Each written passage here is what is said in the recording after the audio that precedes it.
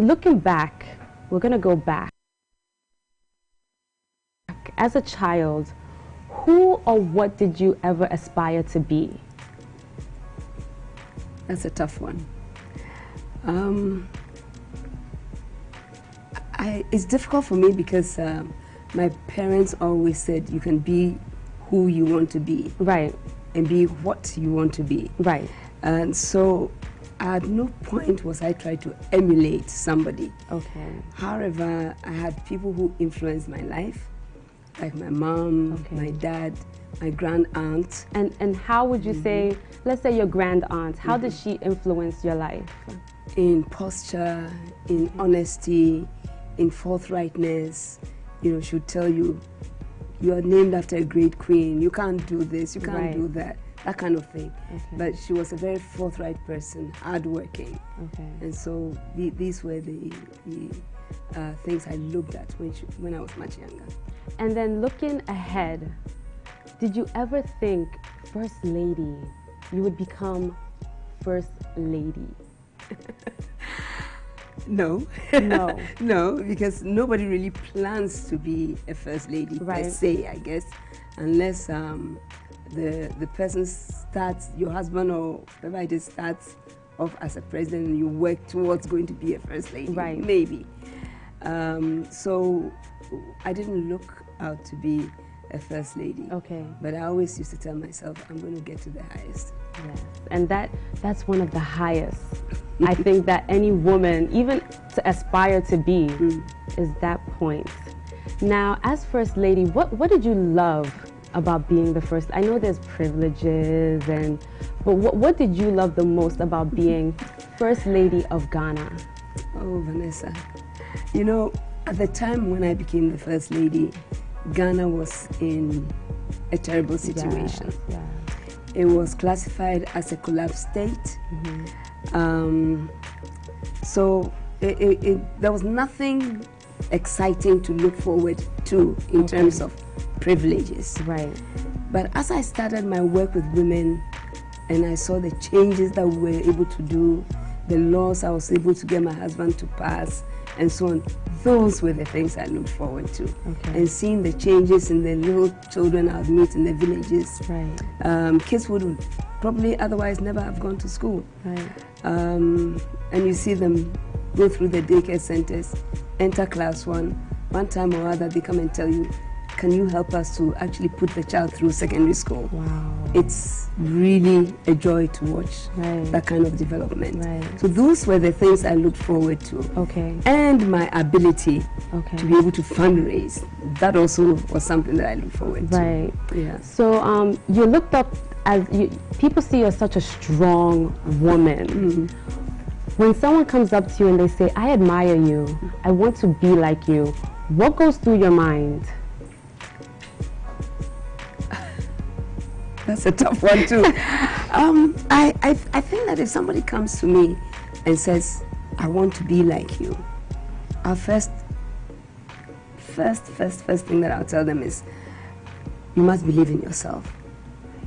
You must have a passion in you that burns with so much energy that you want to use it and let the passion actually work for you. Right. These are the things that I'll really push to that person, and then try to guide the person if they don't already have an idea of what they want to do. Right. Now, looking back, I asked you about what you loved the most about being First Lady. What did you hate? And you know, how about those hours when you would stand by your husband's side, long hours, 3-4 hours? Was those some of the moments you can say, you look back and you're like, wow. How did I do that? Yes. Yes, I'll say so. But sometimes, depending on what the subject was about or what the program was about, you could enjoy it. Right. Yes, you could enjoy it. But if the program was not something that you were interested in, and you just had to be there because he was there, then it was a bit difficult. Right. So the thing is to try and get into whatever he is doing. Yes. So that you don't feel so like alienated. Right. Yeah, from whatever he's doing, and then you fit into it. Okay. Like you glide into it. Right. You swim into it. So whatever words you want to use. So at the end of the day, being that support. So regardless, you're there for him. Yes. Right. Okay, now a lot of women, I would say, fear going into politics. What do you love about politics? What intrigues you about politics? I think what intrigues me is the ability and the opportunity to change lives, improve on people's lives, change situations for the better. Right. Not make it worse, no. Right. Always looking at the positive side of how can I make it better. Right. If it's in the area of population and the women's birth control, I want to see how I can improve on it for them. If it's in the area of the woman's own education, how can I improve it for them? Right. Or the children's education, their health, you know, the environment. These are things that I made sure were put into the program of work of the movement that I was running, so that, because it gave me a lot of satisfaction to see those things actually pushed through to improve on the quality of life for the Ghanaian woman. And is that the 31st December Women's Movement? Yes. Yes, so that was. Okay, was. Speaking on that, because a lot of people have said that since you've been out of office, we haven't heard much about it. What is the status of that movement currently? At the moment, the ladies from the regions had asked me to, well, they wanted a name change to begin with. So we debated it for some time, and I agreed to their position that they wanted the name changed to Developing Women in Mobilization. Okay, Developing Women in Mobilization. Okay. So we still have the DWM, but it's something else, because now we're trying to move away from massive mobilization to individual participation, individual development of the women, looking for loans for the women to start up their own projects and so on. So this is the thrust of the organization now. So it does still exist, it but does. under another name. Yes, and with a different concept. And a different concept. Different concept. Although it is still to empower the woman, it is still to push her through, you know, her economic activity. It is still to push her into political activity. In effect, it is just to lift the woman beyond where she is, wherever she is. And speaking of women, what would you say is affecting women currently in Ghana that we need to focus on and we need to pay attention to? I think that what is affecting women the most is we have self-confidence, but there's something missing out of that self-confidence. And I'm looking for the word. It's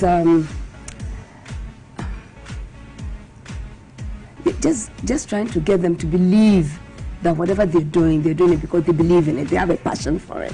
To have that passion to want to jump over hurdles. We need that. I think that, in a way, is missing. We are all expecting certain political people to help us.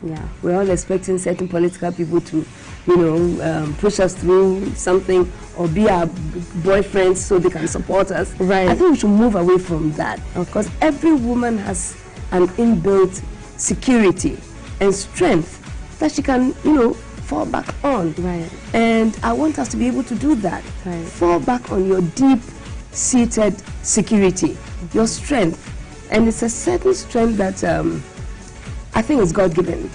Because I always say that when you have a child and you put the child in another room and you're in a bedroom with maybe your husband, sometimes you get the feeling of, you know, go and check. A feeling of go and see if the child is okay.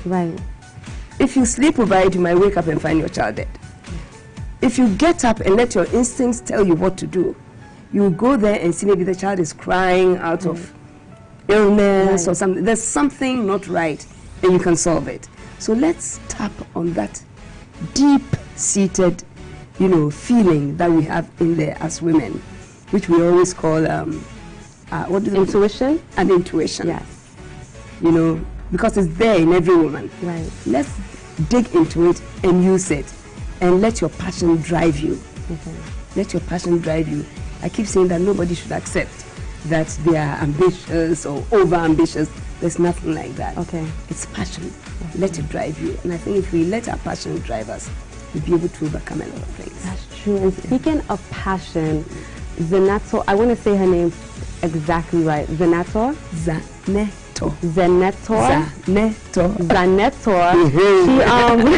How did you support her on her political journey, even with the fact that she was with a different party?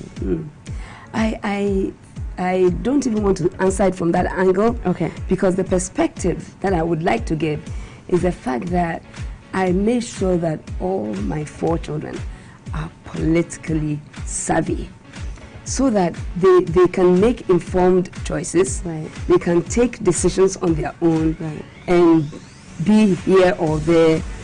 It didn't matter, but make sure that whatever you're doing, you do it right. Right. And do it well. Because I come from a family of multi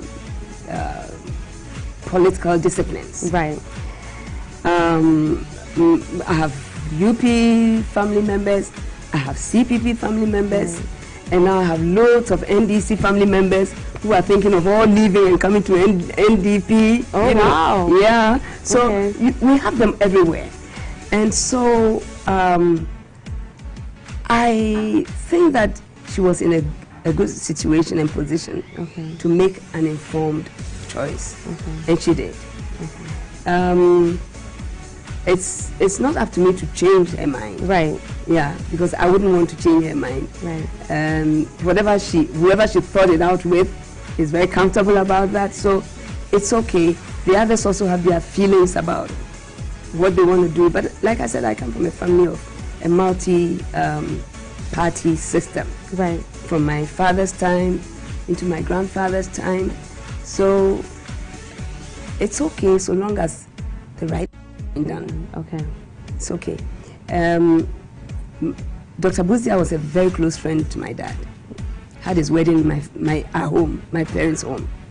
He went with my dad to go and see my mother for the first time. Right. When my dad was interested in my mom.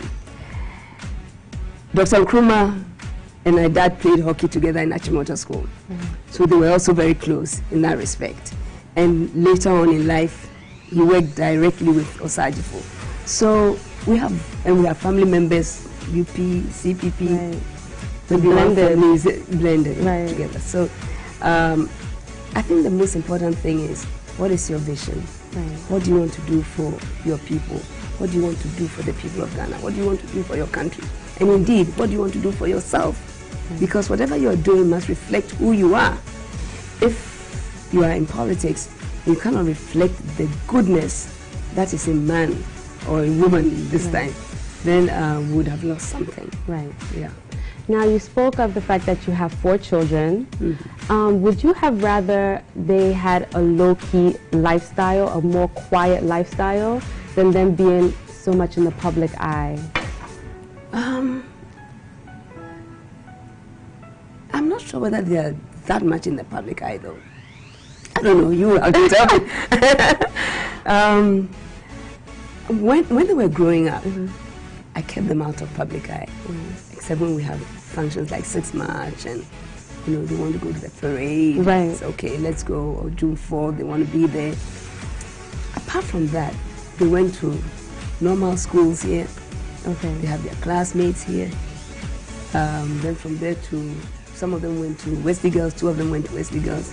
Amina went to Achimota School. Okay. So it's difficult to say you keep them really private, right, when they are in public schools, right, right, and have friends outside who may not even be in politics. But as much as possible, I try to get them to, or steer the way for them to live normal lives. Right. Yeah.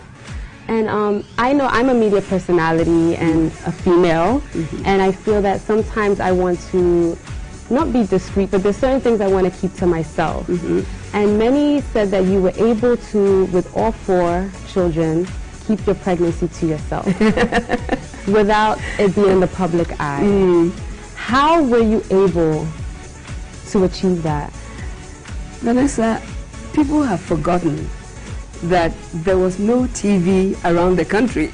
So even if my stomach were that big, right, they would still not see it because the TVs, you know, there was only GTV, which could only make a certain radius. Right. So if I went outside that radius, you wouldn't see me. Right. But I was like you, little. But you still are. I just broke it. You know, and so the pregnancy was never that big, really. Just if it's this big, that means I'm almost ready to have the baby. Right, right. So, but I was doing a lot of work with it, traveling outside Accra. Okay. So those who were working with me in the regions, they saw. Okay. And those I was working with in my office, they saw. But you know, you don't go around hey, there you go. You know, I'm pregnant. No display. No. Right. So if I didn't wear something that was really kind of tight, you wouldn't see it. Okay. If I wore something loose, you probably would not see it. Right. And by the time I'm ready to have the baby, it looks like somebody who is 3 months pregnant. Right, because you carry small. And then of course, I carry small. Yeah. And then I wear my high heels, and I don't stop wearing them. Yeah, I feel like every woman should always. Because your poise is important. Yes, definitely.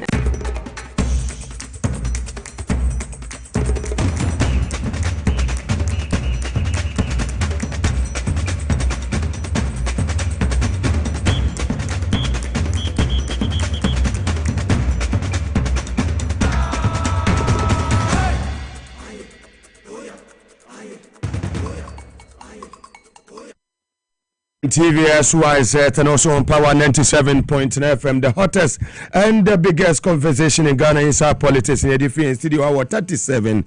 Abebe Street, the heart of Accra, also editorial in all the 16 regions across the country, north, south, east, and west. Yeah, the and some bro, your Kota Mare, Kesmi 107.1 FM, Bole, and in Patemu, and Keligi FM, Wa WFM, Source 100.1 FM, Wabaku in the upper east region, Sansuna, FM was Sebila and Pusigaya Wingpan Sampa one day FM. If one year Central Regional Capital Cape Coast or Kotokraba Market, Adom Sounds, Equemo, or Sansuna Sinfo Sunsono, Rich FM, so Equemo, Yemuremo Takrade, Western Regional Capital Sharp 106.9 FM, Sansun is Siama Elembele, Western 100.3 FM, Lance and Natural Resource Minister, Honorable Kofi Amabua, Nikrum, Omosu Kwemo, Elho. Yako a year voter regional capital, Hawaii Global 105.1 FM, so any animal OT region 3 radio stations KFM or Pasa Honorable OT Bless Abeton Peso so you want 9.7 FM or Kitikrache Mami Honorable Helen Ajwa and Toso Reverend Abeton Peso so Nira Dr. Samoa on also etene video on den you both free one year call a year just kana or Subu FM Ekremo or Honorable Kofi a year Adams Nabeton Peso so sports minister na Mia Minia Penny a year dollar my governor of the father of West Africa, Alaji Kader Tanko, or ne Abusafoni in answer in life, Jessica for no Alaji, a year phone in a church Alaji no Kaminu, also a year Gan West, Yenia Papa Mediana war, Yachas Imam Kasiapa, Salamu alaikum, send Munina Obia hon a year. If you want to call land in a GFM radio, ne Fire Life Radio, Samson America, Memo, 68 FM, Equemo, Ewo, Virginia. If you want to call a year different regions, a year bono, you call a year tiny 90.9 FM, as well in Soko, or more fine lives, and so and Smile FM, Ewo, Nkra, Nkwanta. Half original capital, you go so Nananum 92.5 FM station, would ambition, Omukremo, Ewo, and a year union was anchoring in Patamonsono, almost Ekremo, then there, and ye asem Ketua, Ewo, Asuyo, na, and they in some way de Ebano. I was some, ya, Ababetuja, and every mammy. Nana Kunadu Ajiman Rollins, Oman Penny Dada when you baby called Jerry John Rollins, Nigere Nana Kunadu Ajiman Rollins, former first lady, Watwana Nanamo one Seado Ewo Rich Hospital in Accra. Namani when you fear Edioson in 76 years. Ye call a year Ebusian fee, not just Oman Penny Dada, a year Jerry John Rollins, ni fear ya won't reach. Na ya kwa Korenia Echo Soho, CC, the way breaking news, ya de Ebewa just a year ba a year Dr. Zanato Rollins or oye MP de matemamofo a wo mo kolekolote abeto ampeso aso ni nua no ene de aweho sem kese pa na atoa oye oman Ghana na chese oman ni nyina no ye twa dwadwo kese sanse mami waba aba besumo man yie papa ya enye asemketo akofi abrantie edu eye rich oman panyin dada Jerry John Rollins ni fie ye kwere mfonyi a ekoso ne nsema amanfo dodo na eka kofi utemeka ya mwakwaba ediba TVS YZ the Power FM so inside politics jumedi so ene ewie fantastic ya no ama oneso ama yesa say ni pampempem ne etio yenya ne ntie ene ewie ya be don hwe ba ko mienu ekoya se omampanyin dada wanya ne be kro Jerry John Rollins ne ho kani na nakona du agman Rollins wato ananom ewo ense do hina wugina sisi a ena de na ekoso wadawruma twamfonyi ne man Mpempo Mugabe Maase kasi ya dia ya be pie mu ewo reach hospital chiwo ewo mfie ewo aye business a edi pa do na ni se kane ro le se ase na ho ena kane mampenye na biara eminene fosi anto ata Ghana for ya nta sempa no ene asencha ato Ghana for ni na ye na ye charge ago no ya de pie a ase ye no press emimu ye pese ye nso ye bebo ye ni afo mana so ye ni afo pom ne tie bi se ya mpase sa ne tiana mantempo a ye de pie mu ewo rich hospital ha no ya dia ne ma anameka se ebusia fo entini empie ne yenda kasaye na ye dia wo mu chene tempenfo no e de ma se ta wo mu tata no wa hwe I am the person na asking former information bi ana former we bi statement bi no ba bon chara ba ti da che ni se ya mpase ni Ghana for etete no sa na ti a na ye ni na ya ti no mmom ya da ye be pie mu antene so be ni bi etina ba be pie mu wa ha ye no mo ni na edi nkoma mo so ma che enye arewo a mpempe a me na ka ti abeto man Ghana ye ni na ye ni charge ade ebi ni che mo se ya de o mo pese o media di se ya mpase sa ene tese eje kane Ghana man pennies excellence John Rollins and na ho ka for adima Rollins aye ni no wa kan change ni se ya mpa na se nya mpa no ya dia edede eche mu se nya de on pese ni ya dia ye tie mu an dabra enso ene sama to do eche mu se kan pin ya ye ni mpa se na na ko de adima Rollins wa champion woman empowerment so be share no nema to akomi na bo emma wo mo Ghana no mo so e ba ni kedima ni se bi na se o menya akonya no mo bi obujuma no mo tumi di no and necessary plan to atana wa kan tine bi system ya yete no say ampa na ya de ni awe wi pa na ba de ja Ghana for enkanka ene emma na ye be pie mu ana ni say bi say esia ya de a me say da for de rate ma ba de pie mu aba ye de pie mu ano ya de ya ni ntia ye tie say ya de a parliament tie mu say ene mpempe a sama be to ya de metu ma bo anan aba de pie mu a na mom anipa ama akoma akubi ene tu ma be de pie mu o mu kire mu say wo mo so mba de hwe na passe woman ya akwa ama enye wo mu achede geni ana wo mu ni a wo mu wo achede geni enye kine de adman wale te bi safo se enye start wo mu chei ato wo we be pie mu wa no enye ade a ye ni honorable enye du ya Muhammad Ibrahim oye member of parliament eni masalaga out etiche ko mo no che mu se ade a na na kula de man rolling so be pie mu o man Ghana ni pa ni eti ye pe ma wo ma champion women empowerment a enye de abeti eyi mami eti Council and a buffer, a mofra, a shake TV, and car, and then GTV, now for AFR by the firefight, in Chemi, Kaolo, entertaining drama concept, not the number when you're here. Mammy, do a putting your power, and I do about building a thing that I bought my Ghana. It is a less assembly to Ayo my Ghana. Nay, I dear, what's some pa? If you think I'm going to cut a yard of the police for the day, and the Gina almost have on by a media station, I will be. It's my baby Pimo. I didn't know any bishop for the to normally have a casa, no making up to money to a actual Ghana for time, pass then you're Ghana for action or Saturday, a canoe, a first lady, Nanakuno Adima Rollins, what can't you be? Ekase muwo eye rich aban ayare sabi anase muwo omampanyi dada Rollins eye ni fiho. Ene dada Rollins ni fiho kisi amino kasene mum. When I get an say, a idea, rich and a no, which you could pay more by you could do an idea. If you are which I say, for about the PBC. Bowra man penny dada Rollins if you rage one ebusuafo ewo ho yenu aba Dr. Zanato Rollins oyem rashe bedwani edimet memofo a wo mo koleklota beto mpeso aso no oni nuanom ene ebusuafo ewo ho ene mumpie na ansem ne tesen that's how I'm ka say ade a nuanom ana ema edema na nadin adema simadi ene former president Rollins omeni na ewo fia mpempa amene ka say ade a say ni say awe sem say Asia didn't say they not to any to American. Almost say them almost change the area woman that you are channel. They did not from Kakan Sana. Almost not the premier be a woman in Central Park. I say, one more send on person to jar. Almost to be after 19 American. The idea I said the name additional more political state. Is another warning. The idea only them and one more disappear. Kofi Abrantie obekoso a ejina ho mmesem no yebesan aba ho ne asan ba ne aba beje ne ekoso ho se nu aba Dr. Zanato Rollins woni abusuafo ni pia yebesan aba ho ubetia na so na afi aba ne aba behwe ne ekoso ewo eye rich omanpanyin dada Rollins ye ni fi ho na ehu ne ekoso wadaro ma yebeda ase na ye de wasi ha mmesem ne yebesan aba waso yebim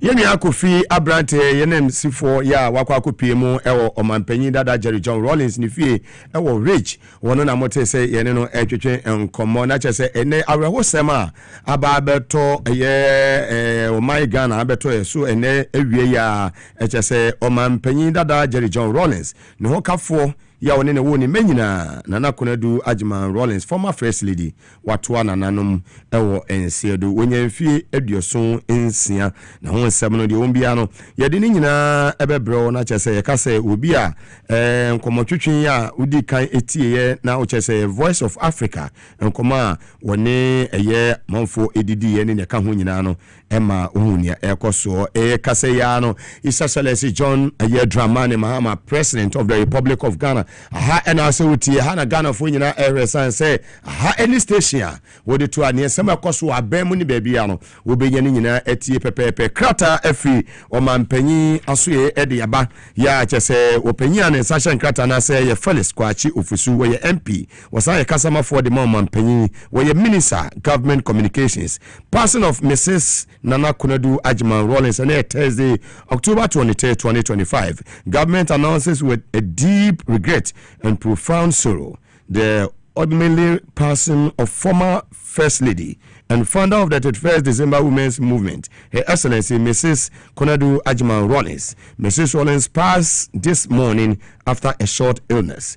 Government extends its deepest condolences to her immediate family. Signed, Felix Kwachi Ofusu MP, spokesperson to the President, Minister, Government Communication. And sama efi eye omanpanyi eye John Dramani Mahama na so ye president wo de eba sisia eno no na chese eni eye aweho sempa pa ya chese o my Ghana ye hwe ye maame soma waba besom efi eye soja bemu eba se besi eye 4th Republic from eye 7 January 1993 under the 4th Republic no ye ka eye under this democratic dispensation will play role bibri ene diama o my Ghana ni wiase afana nyina nkanka ene abibimem a Africa wabon homodi ye papa ene se ka ti asefo na se wonka ho a ye beka se nyakopon emfa ne kra ensi nyame na de ma ene ono aso ene woje setimemfo beka no ma se no so a o manpanyin dada Rollins aka ne fo kakra bi mi ebeto aba in the year 2020 ene ono so woto a nananom ewo eye ensiedo na chese ya na nye aye asemketu akura ntino enei si e ka asefo na chese onka ho bia na chese sa pepepe na eno so etie na wohwa awehuyi pa ya chese enye asema dekura yiniaba Zanato Rollins on the fear yene na ne kan se nyakopon enchechire ebusuafo ni nyina eye re na DBC bia so no ye be mama hu ne ekoso live on TV SYZ and also on Power 97.9 FM. This is your number one political talk show in Ghana, Inside Politics. Ye di free eye city hall 37 abebe se the heart of Accra. So ye ni panifo bebre ebe twetwe nkomo ewo breaking news a aba ene ewie yi ne de nyina so e de ama etimamofo ye free eye ridge aso ye free omampanyi dada Jerry John Rollins ya ne hokafo wato anananom ewo ensedo na chese ene wo hwe ensem a ekoso a na chese Jubilee House nyina no nya de se eye anije ewo ho na chese ne ebobo eba ene no nya de se efe krakrakrakrakra chese awrehosem kese pa ena esimfonyi a wo hwe wani ehwe nyina no eye mfonyi a yetwa edi fchewo ne ekoso sisia birimu ne ekoso ene yema ehu ni nyina no nti efri woni yakọ enura Attorney General Dr. Dominic Ayene enura okopie mu na chese accountability series no okopie mu Jubilee House ono so de ne nsem ewo eye Attorney General aso ye hono wode ni nyina ekotu edwane nsem enura okopie mu de na chese esewani ensese ye ka kirewo na eye agi editu dwase sesia wo de agese o ma ye ready ye o ma prepare bibia wie charges awodo nyina no against as buffer stock CEO one eye ne hokafo na chese ensem a ebobo eba enono na ensem ne de ano ehyi ye papa chese uhwe nua di a cash de se de ensem ne ezikire no wa ribi papa payunua eye Hanan ene ne hokafo no chese wa ribi na wo kan ensem stealing conspiracy to steal, willfully causing financial loss to the state, using public office for profit, obtaining public property by false statement, and money laundering. Not just a charges in Makun 1, 2, 3, 4, 5, 6, and a day anymore. You didn't and so a day atu edra. No say charges to be preferred against Hanan and wife. Both individuals will be formally charged on Friday, October 24th, 2025. Not just a couple eya duma watching not just a news or ebo bobano watching and natural what is aqua doing ano what they ebe bo woman not just a debiano meka sir your mom appointment here you are there to serve the good people of this country your mom appointment say grabo me too way what the documents be akura ba say me say I want see me go through me said my lawyers no go through and sana me de mensa be sha ase amayede me de mensa yede ashase me fiti preocupe petrupa na makofa na masan na kina abanse san na ba be frɛ me menye bida wodi nkrata bia ba se Mugabe fa won sa sha ase a me go through me lawyers benya copy no ma go through no ma advice say fine we betumi assign ansana mayede masan na wo hwɛ niema ekoso akufo ado na do na memuma na airtime ankasa krono pa fite ya krono tuntumu ya bo krono ma krono su krono timisu asantitwi kasemu krono timisu ma mi e pape aje pape ma mi aje krono fita si ya ma otumi sa kosoma wo sa wosum and Debbie Meka say ewiase ohun ye ba ye be prebibia ya ba ne ava wianko na nakona de obekọ with nothing but eni Ghana ha no ubokro no a andakufo ado no time no ubokro no a anu promote obi a wonim krono bono ubokro no ma ne ye fe ubokro no ma krono no su ana kufo ado be mo appointment asembia baya no wadane no clearing agent no why dan onu a clear but today table na sesa enyema na obetimi aya na kufa do time abefa ho adi today you can't do it because yenya president wo efie nyansa yenya president wo ahofama yenya president a otie wisdom yes na sa suma boys Senyakopon ye wadom uwe Hanana young man so when your opportunity to serve this country serve a man free wakumem we mo nyina ba na o monye plot da and o kan yapade o mo wa tam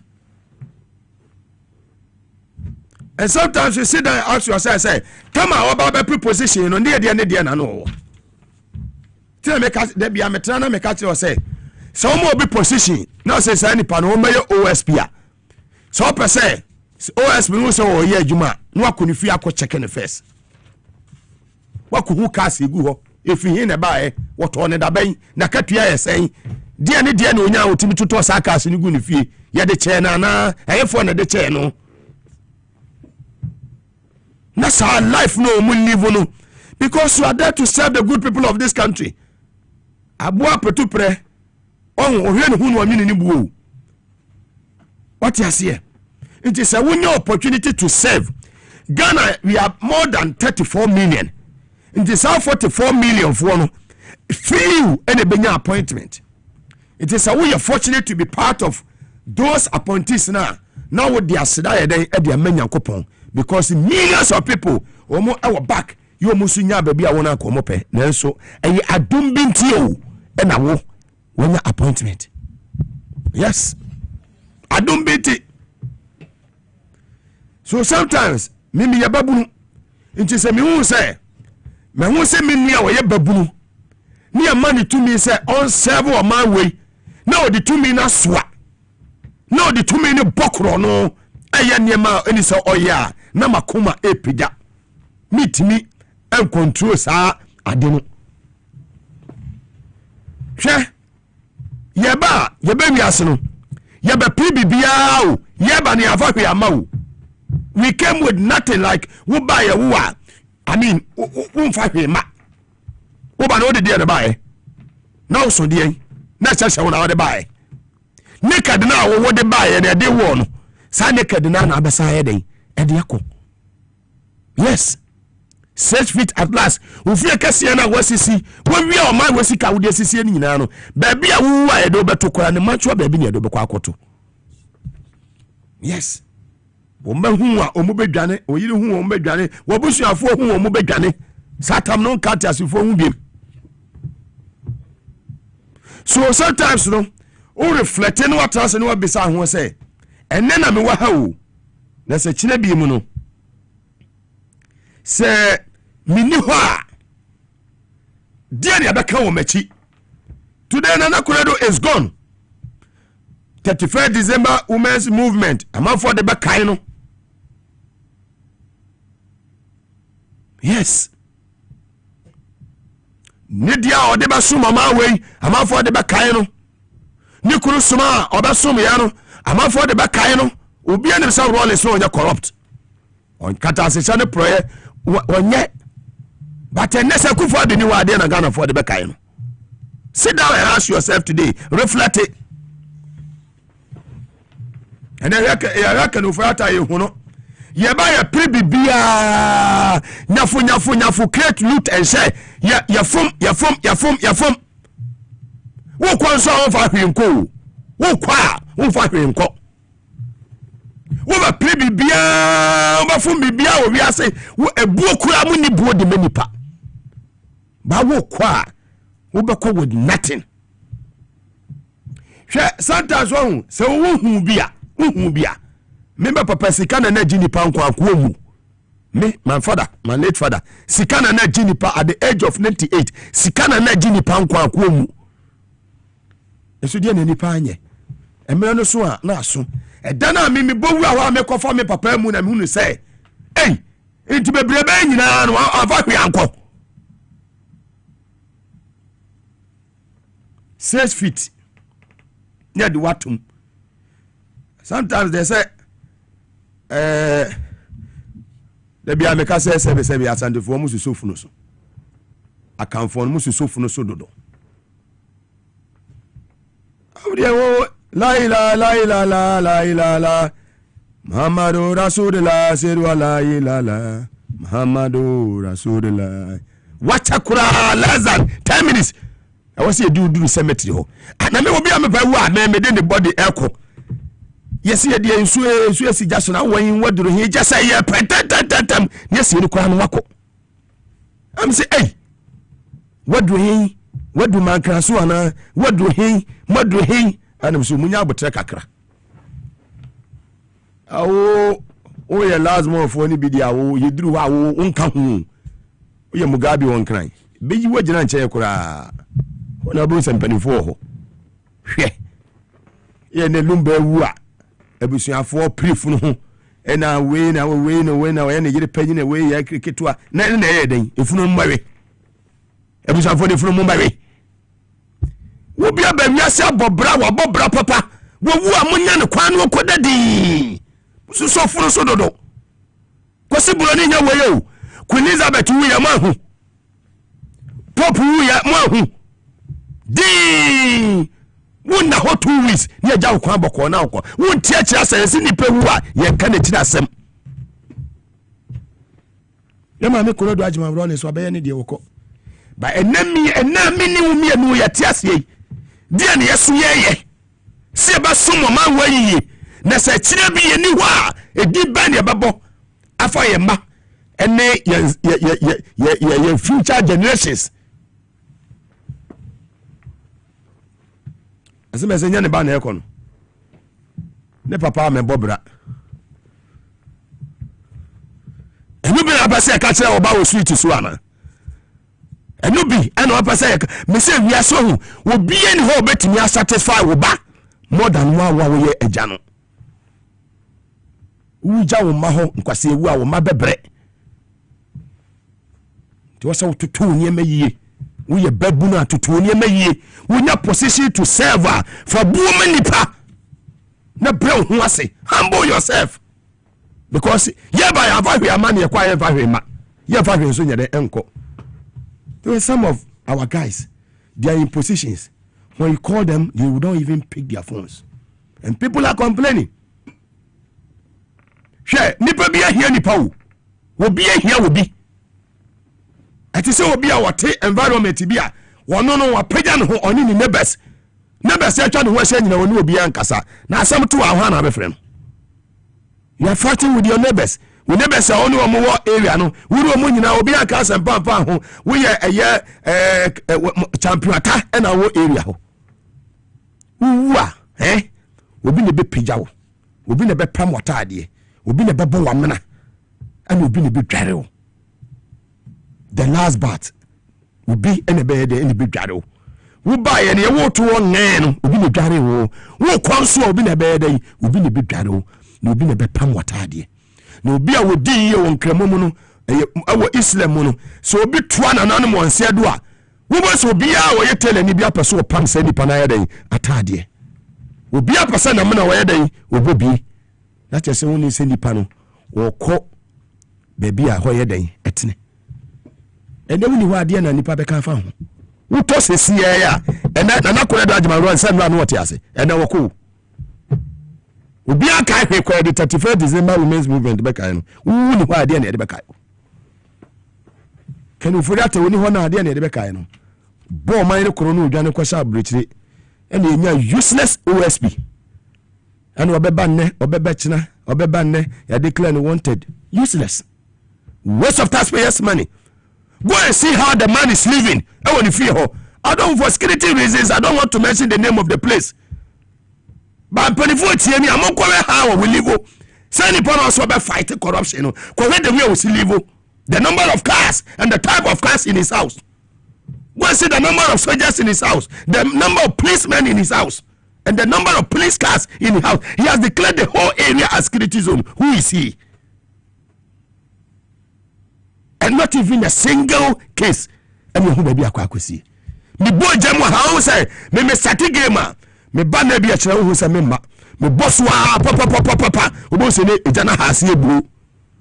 Because some fireman who said, be of Rumaya than Abba. That's just a name Mugabe. That is why I'm called capacity man at Tankoniga Biga. Yes, no cry about Kupo, Sanokrana Obeka. Now back we won't kwa subhanallah. Basa be kwa kwaje dem ade ade aso obotom. Na hu ne kura no wan kam Nyankopon be bisaw. Komshani Muhammad sallallahu alaihi wasallam. Our Bible no Nyankopon ade ye pe amayen. Sati asefo wo se nsire ne anumi nie hwemu yi ne wo pe wa brabo ebesi ya efriwara. We ya always be fight corruption. Abra wa baba ye OSP no na ne fie cars sai na no yisuo na ka tia ye sai why are Britain ki start investigating the dada and Boris Johnson or answer questions you yate committee Boris Johnson and now what is what or answer question former British Prime Minister or answer questions If you are a leader, you lead by example. You who said, "Hey, Charlie, nipa we dey kata se say the prayer won't me. When you penifo to say peace happy over it. We are Matiamidu. So are you OSP pay? Go to his house. Check the number of cars there. Go to the current OSP's house. And you think this man can fight corruption? One more kasa no he say investigating first. And who appointed him? Nanado. Nanado himself is a corrupt man. Who obianim? Look at PDS. Sir, PDS no how womu pesu komo bo man we krono from President Kufuor time yenya NY right efremu under a year papa pakosindium doctor this is a papa on America focus share under a year President Maase yenya faso fremu under President Mahama yenya faso fremu akufado kwa ba America for say di ne eden yetwam PDS mojije Ghana for sika over 8 months montimi account to the good people of this country. Those useless caricatures today, they have mouth to talk. LGBT, no, you better force mama passing. That useless minority leader, that small boy. You better force him for mama passing. One. Sunday, or they say, we were done musician. Or they say, be there too. Obetonium. Obey musician by force, and not to fall in our battle. Mo say we are saying ko baby a kwadanke to tumu na makofa tumu aba yesa ade we eye haram enye ni atwe ya money speaker say man na akran kroso eye Jubilee House tumu na yemode oza mo da kwetene fi ene mo nante amobre mo to nyom kra Jesu bi ni kura eyinum mic ni mawo ansa na watimi atonyom what we babuna ni wasua wa reflect say maybe a time 2 years ago ni afi obi asante be die tu okasa ogana ha ni obi ankasa bi okotiema speaker ko eni anu no wakasa ba ne wowen to the current appointees reflect. Yes,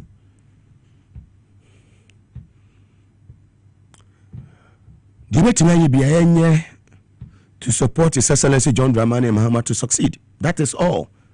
Nema Ghana for Nema Ghana for say the difference between NDC and MPP ni say NDC ba would input to every power brabum. Yes.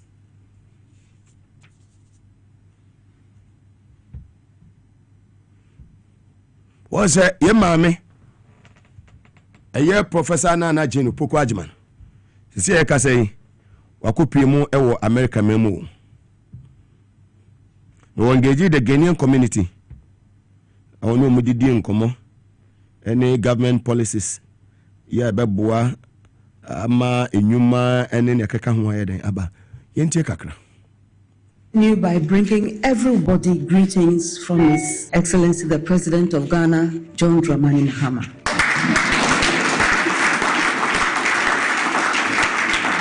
And this is because he thinks not only of us in the country, but regardless where Ghanaians are, he thinks of all of us too. And some of us find that very, very important to recognize that Ghanaians live everywhere. I heard in one of the presentations that Ghanaian students are found everywhere. And that is a source of pride, at least for me, who has spent so much of my life on the campuses. So one may ask, so what are we about? Ghana is about ensuring that there is inclusive development. That is, that our focus is on bringing everybody towards the center. We know those who are in the center, we know those who are not there. So the focus is on those who are not there. Therefore, using power means empowering those who don't have the power through whatever means.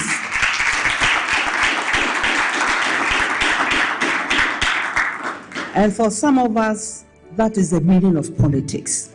The strategies will be many, but we want to focus on 4 main areas. The first is job creation. We have a youthful population of whom we are very proud. We know they are brilliant. All they need is a little bit of helping hand. And how are we doing this? We are doing this on many levels, but mainly through agricultural transformation. We are also interested in agribusiness. It's a very long chain, and I have a presentation on Thursday, and I'll give other details. The third pillar is to support the small and medium-scale businesses. Every so often we hear, oh, we need plantations. I'm not against plantations. But if that person has a small piece of land, that person deserves support. If all that land can do is to feed her children, she's doing well, and she needs support. Maybe at some point, when we roll out our Women's Development Bank, we'll see where we are coming from. Then what's the fourth pillar? Is to use our resources very wisely. Know where our priorities are and play to them. So you can see how these pillars intersect, and Ghana is ready for all of us. Yes, we have our challenges as a country, but we can confront the challenges, and together we can remove the challenges. Very well, Bedaya Mame, Prof. Nana Jino Pokuajima, as a Vice President of the Republic of Ghana, live on TVS, YZ, and also on Power 97.9 FM. And Albert Lawyer Anderson, or Mrenim for Ewo Aya Bruchimam, United Kingdom, or Nidia, Ghana, Neland, Nidia, or Kobat say near Eho. Salso, Ena Obete Lawyer Uwe Brown, and also a senior lecturer at Accra Technical University on Penifumi. Ena money minimum bedi and come and everything. But I think young call a year properties acquired with the proceed of crime by former CEO of National Food and Buffer Stock Company. Production team no mobile me mwaka kra ewa na ensema wodo amede ebe abetu dwa money laundering transfers by former CEO of National Food and Buffer Stores Company.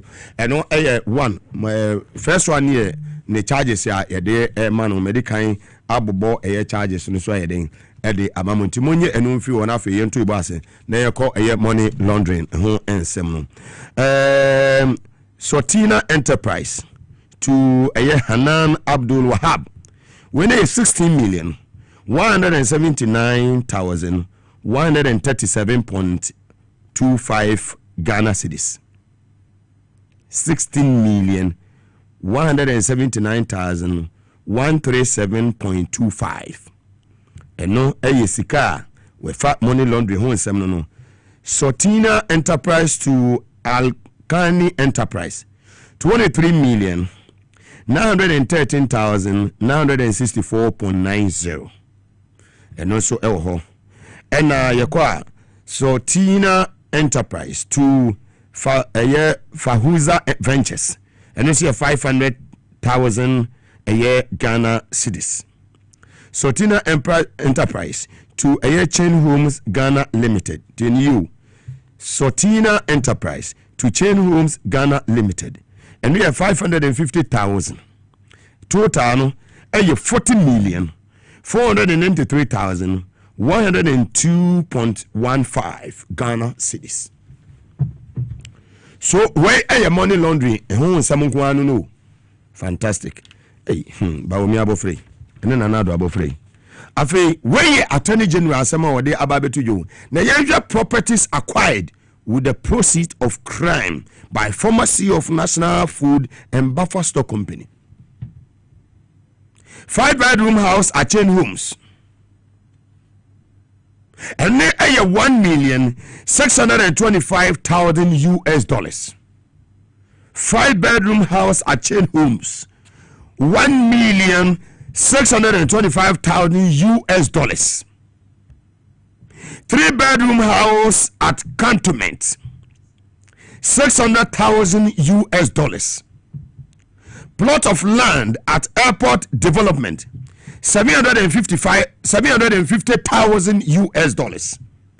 17-bedroom boutique hotel at Gumani in Tamale. Yes, I said this in Gumani, Tamale. Gumani, yako Tamale no. Tama NDC Belanchi womo campaign. Yako I mean, you call 3 days and sana, more large campaign, it me both free ho, me boso ni free wa, eba, me botcha scaling this out, ebo move him ho, and sa hotel way, me can was him. Cause you do tamalino, yeah, me crosso, and baby I die, and also you gumani, and a baby FM station, no, Casmia FM, gumani no. It a do a bob by 8, you know. And I'm catching a Kevin team. They say, Emmanuel Natim say, the angels and they say, Nanti Krum. And I say, ye num krum. You hotel way, and angels in the point is a hotel way, a buffer stock, Papa Nuna, is our hotel. 17-bedroom boutique hotel at Gumani in Tamale, $250,000. 4-bedroom bungalow situated at Jawulu, Accra, 4,142,451 Ghana cedis. Purchase a year 0.3 a year 2 acre government land, 307,200 Ghana cedis. One person, buffer stock. Ada kenu for that be bambo hune de. Where your buffer stock? Your position you can say bia o. Nti we, ye ba o. Enya sebe panyin kwase bi na neta na chi a. Ko beti me di o mine. Tie de meka ni ye. Enya sebe panyin kwase bi ye woni fie nyansa na neta we chi a. Katumi be no. Can you do this under John Mohammed's administration? Can you do this under this administration? Can you do any appointee? Can you do this? Say. The old Kesana or Mudia Chilenu, when if you answer. Ye can declaration of asset. So will be or some Emma or my way, so a government appointee. I was so declaring asset. What about no what the Edubina make OSP Diano. OSP the Mudia Juma Kufa the Dia Juma Emmanuel or declaring asset. None of fear saying, none of cars yes saying, and then a yes saying. So you see, Salida near Kronfua, Nasufoni Nasubaya Kronfo. And someone say, me support to John Mahama, me support to NDC. It is because Papa na minina friend John Mahama, and the people around him, on Monya for Julius Zebra, on Monya for Dr. Calisius, the people around the president, woman Chronobo. Chief of Staff, Abbas sign, what nefi, Kawadi Bonia Kakufa de Nenokofo Komujelen. John Mahama, 8 years you, Akufado, yes, said Airbus, Ecosystem. Nuhuson Senaka Kufado, and then the Kofo, Canofrata and the Gabi Muni Bedia too, Womu any means, somebody be Jenny John Mahama, come here president to be Komube Jelino. But he says, and I say John Dramani man, Papa me boni deal send me Peja the Mummy boss. You may shower him be NTS because you were dog, ewa Kumapa Edema or my way. It's me one mabuna. Yamo position so mon servo. No my madness a chrono, and no mobaba. Ayana, you swat at me. Me damn it to me not. Because when's you America, when's you France, and when's you Britain? If I baby, what the quay? What the quay? And a name of me and Yamana about benefit to a Munkuano Mabusia fool. Yes.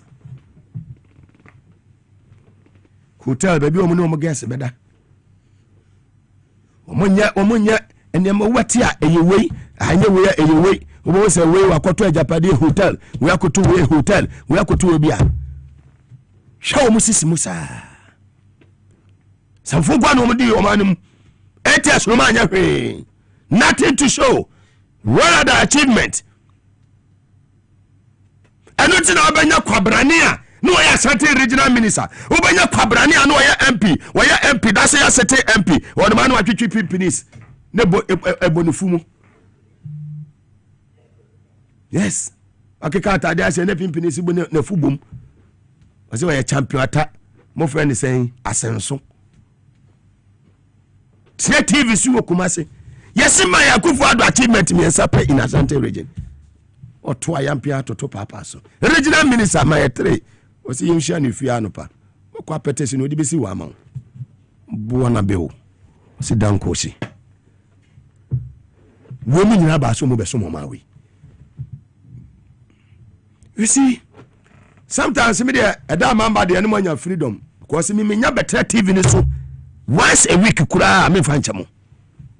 Ne de bia so me bomu jasa. Me bomu jasa. Afenyo make no wa omu be di la no so nansen ya. Afenyo make na so be yehye. Dede na wo ye bebrebe ni nyina wo be sate, wo be ye busy, wo be nante akọ ho abasa. Omu se power wo wiase. Well, ne dia we ho. Dia we ho. Na eye yeni apanyini. Eye Samuel, Mr. Samuel Basintali Amadu, woni ye controller general Ghana Immigration Service. Ye ka say ni nia ma me ba ko papa ba ko bawo. Wono so Eddie Benjamin Amadu Basintali. I just say usha 47 years. 47 years. Na yakopon ya aduma. Miminda we yawo. Ewo pram. Saka Park ewo pram. Omube ye bibia eja enuan kwan okwa ono so Ghana Immigration Service no mo do say ne che no ebo no fefefe wo ye controller general Ghana Immigration Service eye ninua eye yenua Basintali boss immigration fo nyina boss ninua prekope ene da fam na me adoma Saturday ye nyina ekọ pram na ye koja yenua eye controller general eye onumunyafo Basintali ne ko ja ne nua no enko gina ne chi ye kire wodo papa ni juma papa we all bro e immigration service aso ye ho no anya juma ketwa sambiga wona panga bomfa na nzem same mansula bomfa na nzem same ya wona mbala ono ane de man ono ane we den ene woje fantastic one. 900 million angels on guard. Mwese nipa biba konsem enche. But today is the second time. Say me catch Ghana for say muko to join him na mo bomb paya. And then second time I say can Thursday 23rd October 2025. Yababo World Cup no in summer, right? And then second time I say repeat we. Enye owu asem. Ntie na mutie ni ye. Je me de mani hu. De anje se be ka kire me no. Eno na me de na di kire no. Obefa afa onfa atogu. Me nka se abrante no me hu me. No. Ba Ghana for enkan won paibom. Se ma me kan mu twanto ho. Ghana for enkan no mpaibom. Abrante ni din de Thomas Party. Se Ghana for anfam paibo anta echie nyina yakọ ekoto dwanim na nyakopo anka obi ewo United Kingdom na koma pate court next year obefie. Yes, the owaso no wanya dan ontie, the owaso no wanya dan ontie. Meme mekase mo kwanje pate so mehumi no, but ye kan won paibom na sa judge na sa date na obakọ court biem no next year October mu ho baabi obabo World Cup ni nyina awie si an kan on paiboma okokọ to o mafie do wa so no anya dan ontie angels no mu sane se ya omoto sa moto pem sa and then second time do ya wada angel Gabriel de leader no 900 million angels on lead you kan no okọ but en paibo timi sesa bibia tumi wura odimafo nyame no sa wokọ to dwanim na wo bom paya wotimi change bibia de umfi se enye yie de ya chechere no oni ne betimi asane sanse nyakopon odi hene wade nyina mu na se nyame animu a enye dai enye yie yes abono na pa ho sema edunum ene ya wada victory emrenie ahun ya se ebeja pomden mu nkomotwetwe me fa nchi akese ema onimonyamfo Kofi Amaboa honorable na me asomdwe nkan na honorable eye John Jinapo oso nyame asomdwe nkan Macintosh ene adwumayefo a mo eye Ministry of Energy and Green Transition wonyina michacha mo honorable John Jinapo ye capacity brother na mencha me MD Tamaori Refinery eye lawyer Edmond Combat Bojuma papa ze Tamaori Refinery bibia wie o Tamaori Refinery akufo adodi doko meto so ebeka few days amo makono on the 5th December na komo twa omo sign aton Tamaori Refinery $21 million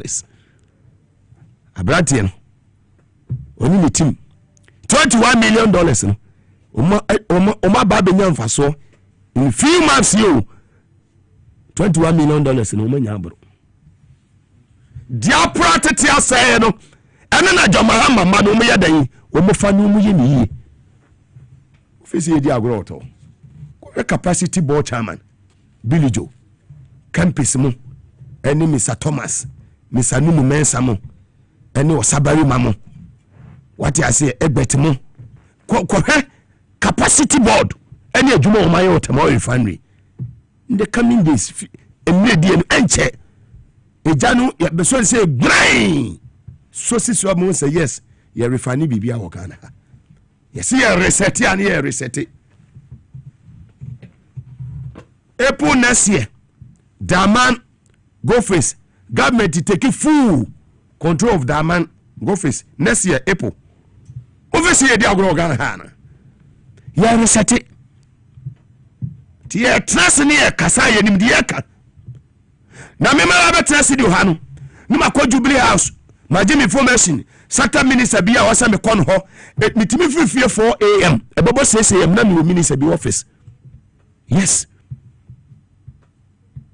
Monday ye twem ya 4 am na me fie 6 am na me highways minister onabo kwa me Abuja office 6 am you meeting you was information bia me here bia na dia mame journalism no see be circumspect in your reportage remember can say yes it is alleged massa me can play in the play for me TCS OSP we see fie bi no fie ni hu what the few months we see fie no muga ko do ana say just me the mani hu say na ba be kan was eh na me do hono me yam shame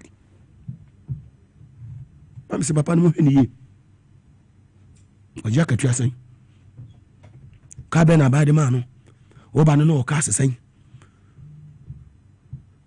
we why you ready so be fight corruption and corruption they fight no na majani say ya nti ye de ye hwehwemu ansa na betena haka se me ko hu ya me metena hanka me ka so omutumi nya no because de meka bia no me se me ku me videos ni bibia kura me but me see me show TV wosu a Ghana for bubofu ntimi show for security reasons I won't show it me show a Ghana for bubofu yes should we are open chief for staff here we don't will leave vice president here we will leave never president Makofa OSP. We. Check. Doc Makwaba. From Victory as well. No, the whole Ghana. The capacity man with the 99 angels. 900 million. 900 million angels. Yeah, Ghana. Above for no dos. Migration might be a will also any day, no more dos social media. As an angel, no more to me mighty. Because officer near I can tobacco pay. What I my dear, now my. All right, and that's so yawadra and komono victory garlic mixture and komo and babedi a draw ebedi hun komo victory garlic mixture. But I'm saying I do some pepper so we now do a song after for when you be nakachi obi say one for the video no into TVXYZ ha ye be kan apomode and komo ho ensem mama papa we menu video ni mfiate ni yim aman kama sem nyina ye yade obenya wo a na efi yade obenya wo a enye dan enye fie enye japade enye hunya de bia na mbom no so obenya wo a na efi yade ye kona wundimi nkobia yade ye ba na wundimi mabia yade na ndia mesel say edu apomode nkomo a mama papa onua bema enyima fidie no emfiwe na ye wada ye be ka do victory garlic mixture binim say obi bi say me say do ma pebeja mama sui dwumadie ben na edidi border say ni de bia ya wada otemenka mama nche wade ba kon oda seni bia mentwan yare ansa wanu medro victory garlic mixture mecho nyoma ba ko mienu miense bia victory garlic mixture adanse de makasa ye kase ye bo adanse wo anum se ya de nafi ifisia pem ena be bo adanse ngo se eda ne dan na nipa awodo edi adanse awodo nemo ma meta meche wade ba ko no se entwan yare ansa wa pedro victory garlic mixture echira kwan o pedro ba ko Ghana han ma wa dwama so a ebobo ni pedro ho ban fi nyare wa ho na victory garlic mixture edro we ni edro be dwama so ama enne doctor Ghana hospital kura go fon tank ko isa ne se edro we no enuani na hudo wo ko ni pedro no mu a ebo so ni pedro no asene e ma ni pedro no enya hodere mapa na wo so wenya hode atena se edi wo nan ko bo ade nyanza bo akwa ede ema wo titie mi pam o pedro bet ma boni pedro ho ban e ma mo jetime di mo fusa ni ye e bet ma hu ni pedro no mu efi bia ma na ba bonten a e victory garlic mixture makacho se yedi na ya no na efi e ko ni pedro no udidi na wo nom na efi e re ni pedro no sa efi no na etse ni pedro no echa na ma enyare wa bete ni pedro no so enti ma me papa bi ana onua be ma bi ehwere wose e wana me nase atatan e wana me nsa aya metitiriti uyo obi a wana wonase atatan wotina kan mu kokwantintin ana kwan bia enwa mpo na wonase atatan e won ma obeda be so bia na wonsei aya otitiriti aya ona ba ko na eja okaka na asa ba biom ma me papa onua be ma so obi na yasa symptoms we no bo wa mane ana wana wo sa ensanchani we woni peduamu a bo hu modene sese sia obeto akobia to aduro biada okwa also per victory garlic mixture tie me ye pa ohwa mana wona se atatan wonsa eye otititi obana so be na wonse aye otititi pedro victory garlic mixture edro no ye moja modwuma ebegwa ma wonti ni mu ada wo se de be ya moja betimi adiefu sane ye woni pedro ni mu odebe bia hye ne so se yakoma no na eso ni pedro ni mu ene nti se wakoma entimi moyie moja ntimi mpompe ye nkwa akoma no ho a odasani na je se wonkwa no mu nyina na live life na so ye lifeless human being ene nti me self se wonsa aye utitiriti wode wonsa se unana so utimu sakotom empabwa so kwa na enwa onte mame papa onua bema obi na ka che o se ade we na won hunu ana wo na wonsa symptoms we ko pedro we chira kwan baby etu ado bia odu wa to per victory garlic mixture wonsa na ye otitiriti num wona se ya atatan no odi ni nyina bebe we ye be twemu kabia ye mra menua ma no so obi hwe me oyo oba wo hono ma wo manses no emayi ufichie kona yakupon ema senke ma emra no esese eba efri enenum ekosi enenso me kire 5 to 7 days na so bi wo no ma ne menses no emaye eba na enu na etwa na nsa na etwa no de bo ne ho safo hene me na menses ba enche otie mem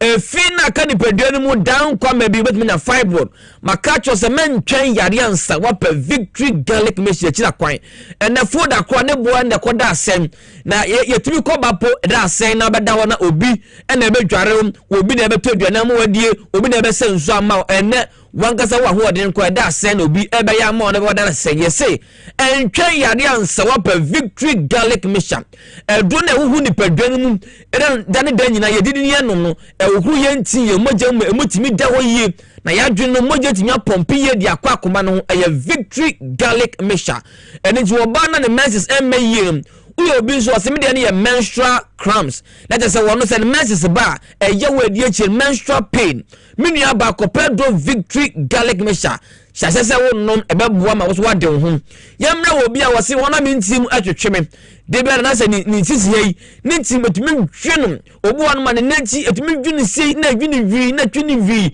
de bia da ne ntim atwetwenu na se ni pedua emu hyehye no minua ba ma me papa wonti ni mu atwetwem oni pedua mu aya na ehyehyew obi se obi asoja gu ni mini pedua mu obi bia nso jangu ni pedua inflammation eno no symptoms eni bi na uhu pedro victory garlic mixture wonti ni mu atwetwem oni pedua mu aya na ehyehyew onsaka victory garlic mixture pe obede ho na so de aseda ma yese yanso ya bo se de be ya wo so pomden ebe sipi na esita yemna obi a so mefu ayekase bebre victory garlic mixture ekita soluble fiber eni nti obi na wefu ayekase bebre obu wa na fui ayekase bebre mo se anadidie ka ho obu wa ha fat atse ne pedua no mu ache ye nwa na ye die eka ho bi na kofa sel ha we beta ne pedua no so obi zu ho no mu anadidie na mnadwuma wo ye nti obu wa be da kofi be 10 o'clock ebi a wote ama sama ho no ba bi 10 o'clock na we du fie eduane bem pa na obetimi aye na afi fast food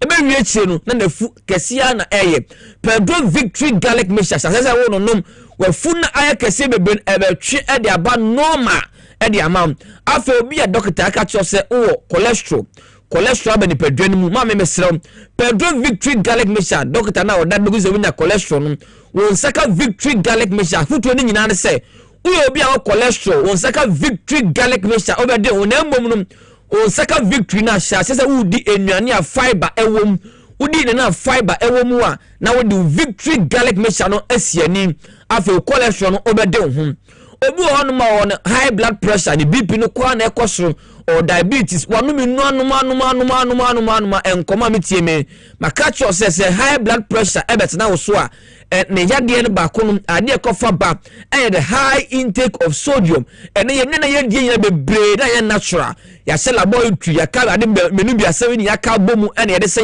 ye de ma me ye di ko ni pedwanum we ye natural medicine natural we anye yamfa additive ya nwumu chemical biara enim natural medicine ya de boa ade asa adasa ya we nti wo diabetes wo pressure unu medrom pa enje ne se unu wedro ni we are 10 to 15 minutes time no victory garlic mixture potassium magnesium phosphorus some no me sama body ni nyina bi ahye noim se ma ene ti wo diabetes ebe boa ma na ba form wo pressure ebe job form wo so nya pomodin mapa na pomodin ACP na esita afa yemra obi a wo se miame wo hoin de bia na be ni so echimi won de bia da ni so echino de bia da ona mo asokobo form de bia waye boho a mesrew pedro victory garlic mixture sase wo no nom we ni so ye etachini no odidi nyina da ebeba eweye ma so apomodin esipi na wonso esita obede ho obu wase mentimi ni di mentimi na tie me se moja ntimi ndi umafusani ya wontimi ni di yie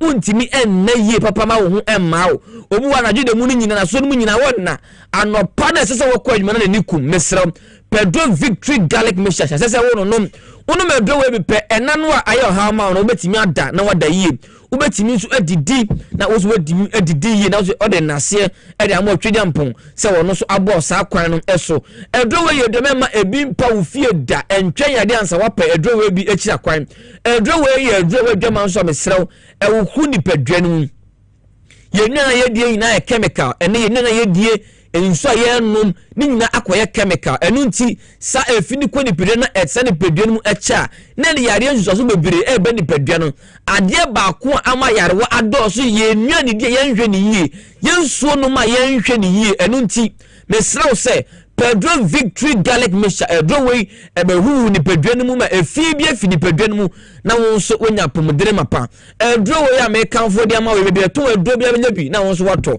Kingswalk Herbal udu wono ma obenye bi na wo so watom Repass Ventures obedu bi PFA Pharmacy ezo obedu bi baby eton aduro bia wo Ghana hanum se kuma seta krade ahia ne he udu wono ma wo so pe Victory Garlic Mixture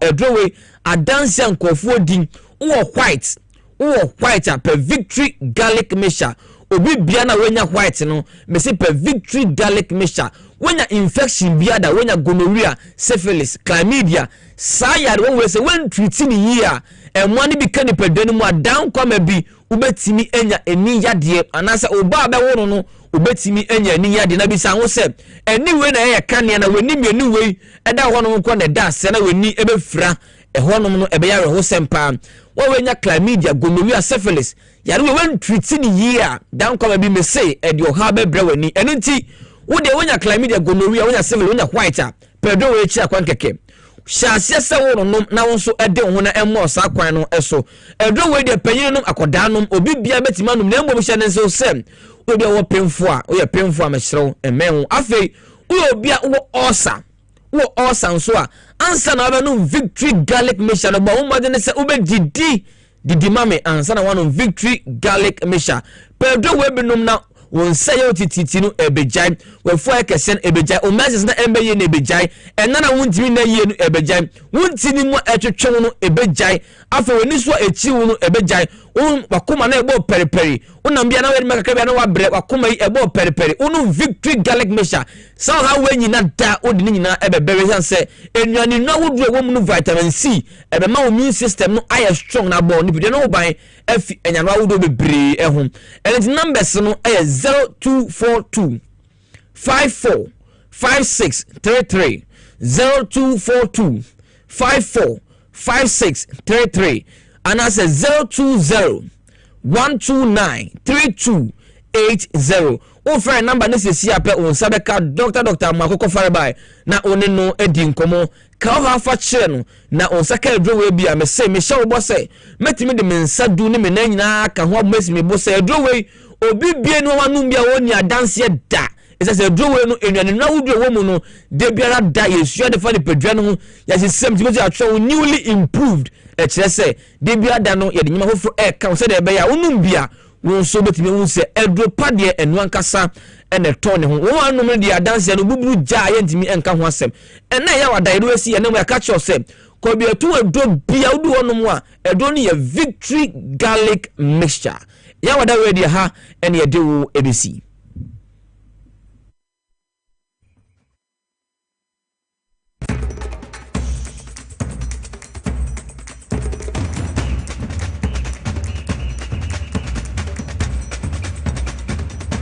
Hi, I'm pleased to introduce to you Cancer Mixture, a herbal mixture for arthritic pain. Arthritis,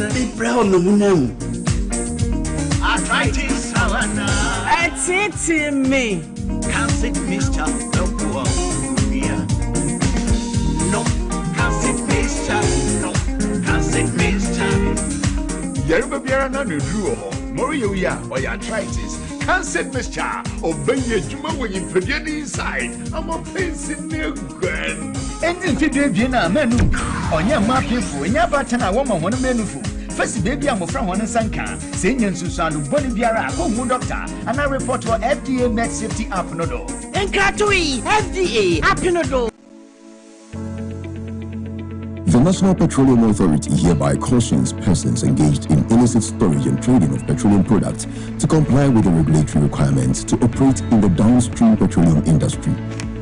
The NPA Act clearly stipulates that no individual shall engage in any commercial activity related to the importation, exportation, re-exportation, shipment, transportation, processing, refining, storage, distribution, marketing, or sale of petroleum products in the downstream industry without first obtaining a license from the NPA board. Failure to secure the necessary license and properly regularize operations will result in confiscation of petroleum products, prosecution under the law, and decommissioning of facility. For more information, contact the National Petroleum Authority on 0302 550 380. You can also visit our head office located at Jolu off the N1 highway. or any of our regional offices. Na ede na ya obayi a oda former son yefunu emunumuni. Oh, Mr. Entry, also yare ya titi bi ben fie pi nanso ne yemu nyono da se me chew no ahodo amato a me hunu hwe a ebe ya nwanwa. Menyi ni se what ulcer tamfo hexa capsules any hexa mixture yanum bom kotia ulcer no bia ma no anom anka ne ho ato no dadaada ulcer dro de eno any hexa capsules any hexa mixture ankom ni nchiremu ulcer yekura eto yefunu ene ensunumu etuma wo yefunu ekeka wa wogye wo ho a enyi ulcer etumi ema wo ye cheko ebra wadidi awie so how eye ulcer de a compare hexa capsules any hexa mixture nanum bom na ho ebeto pedudu etu a ko okanshi drug lane Kumasi Dani Herbal Takradi AA Mensa Anafre 02038228855 Apefo abatanya wama won mofrelofo ene mofra woni mfiedum ye no enka ho Haxa capsules ene ne mixture ulcer tamfo edie age edwadie nkrato yi atom. Hi. Now let me tell you about Safari Valley Eco Resort, the first of its kind in West Africa. Upon your arrival, you are introduced to your butler, who plans your itinerary. We were surrounded by wildlife from the moment we entered the eco park. So many activities, all in the same premises. Visit the gym or the stables, they have it all. At my break, I'm able to practice my putting. We also went fishing on a man-made canal. Our tour guides taught us so much about the wildlife and how to interact with them. They used only electric vehicles here. This creates a serene environment. I'm told it's over 1,000 acres. My cabin here sits on 2 acres with a large terrace space overlooking my private swimming pool. Now this is royalty. They have their own farms, thousands of fruit trees. I can also have my lunch here at the waterfall. Quite a beautiful place you have here. Visit Safari Valley Eco Resort in Ghana, bringing you closer to nature.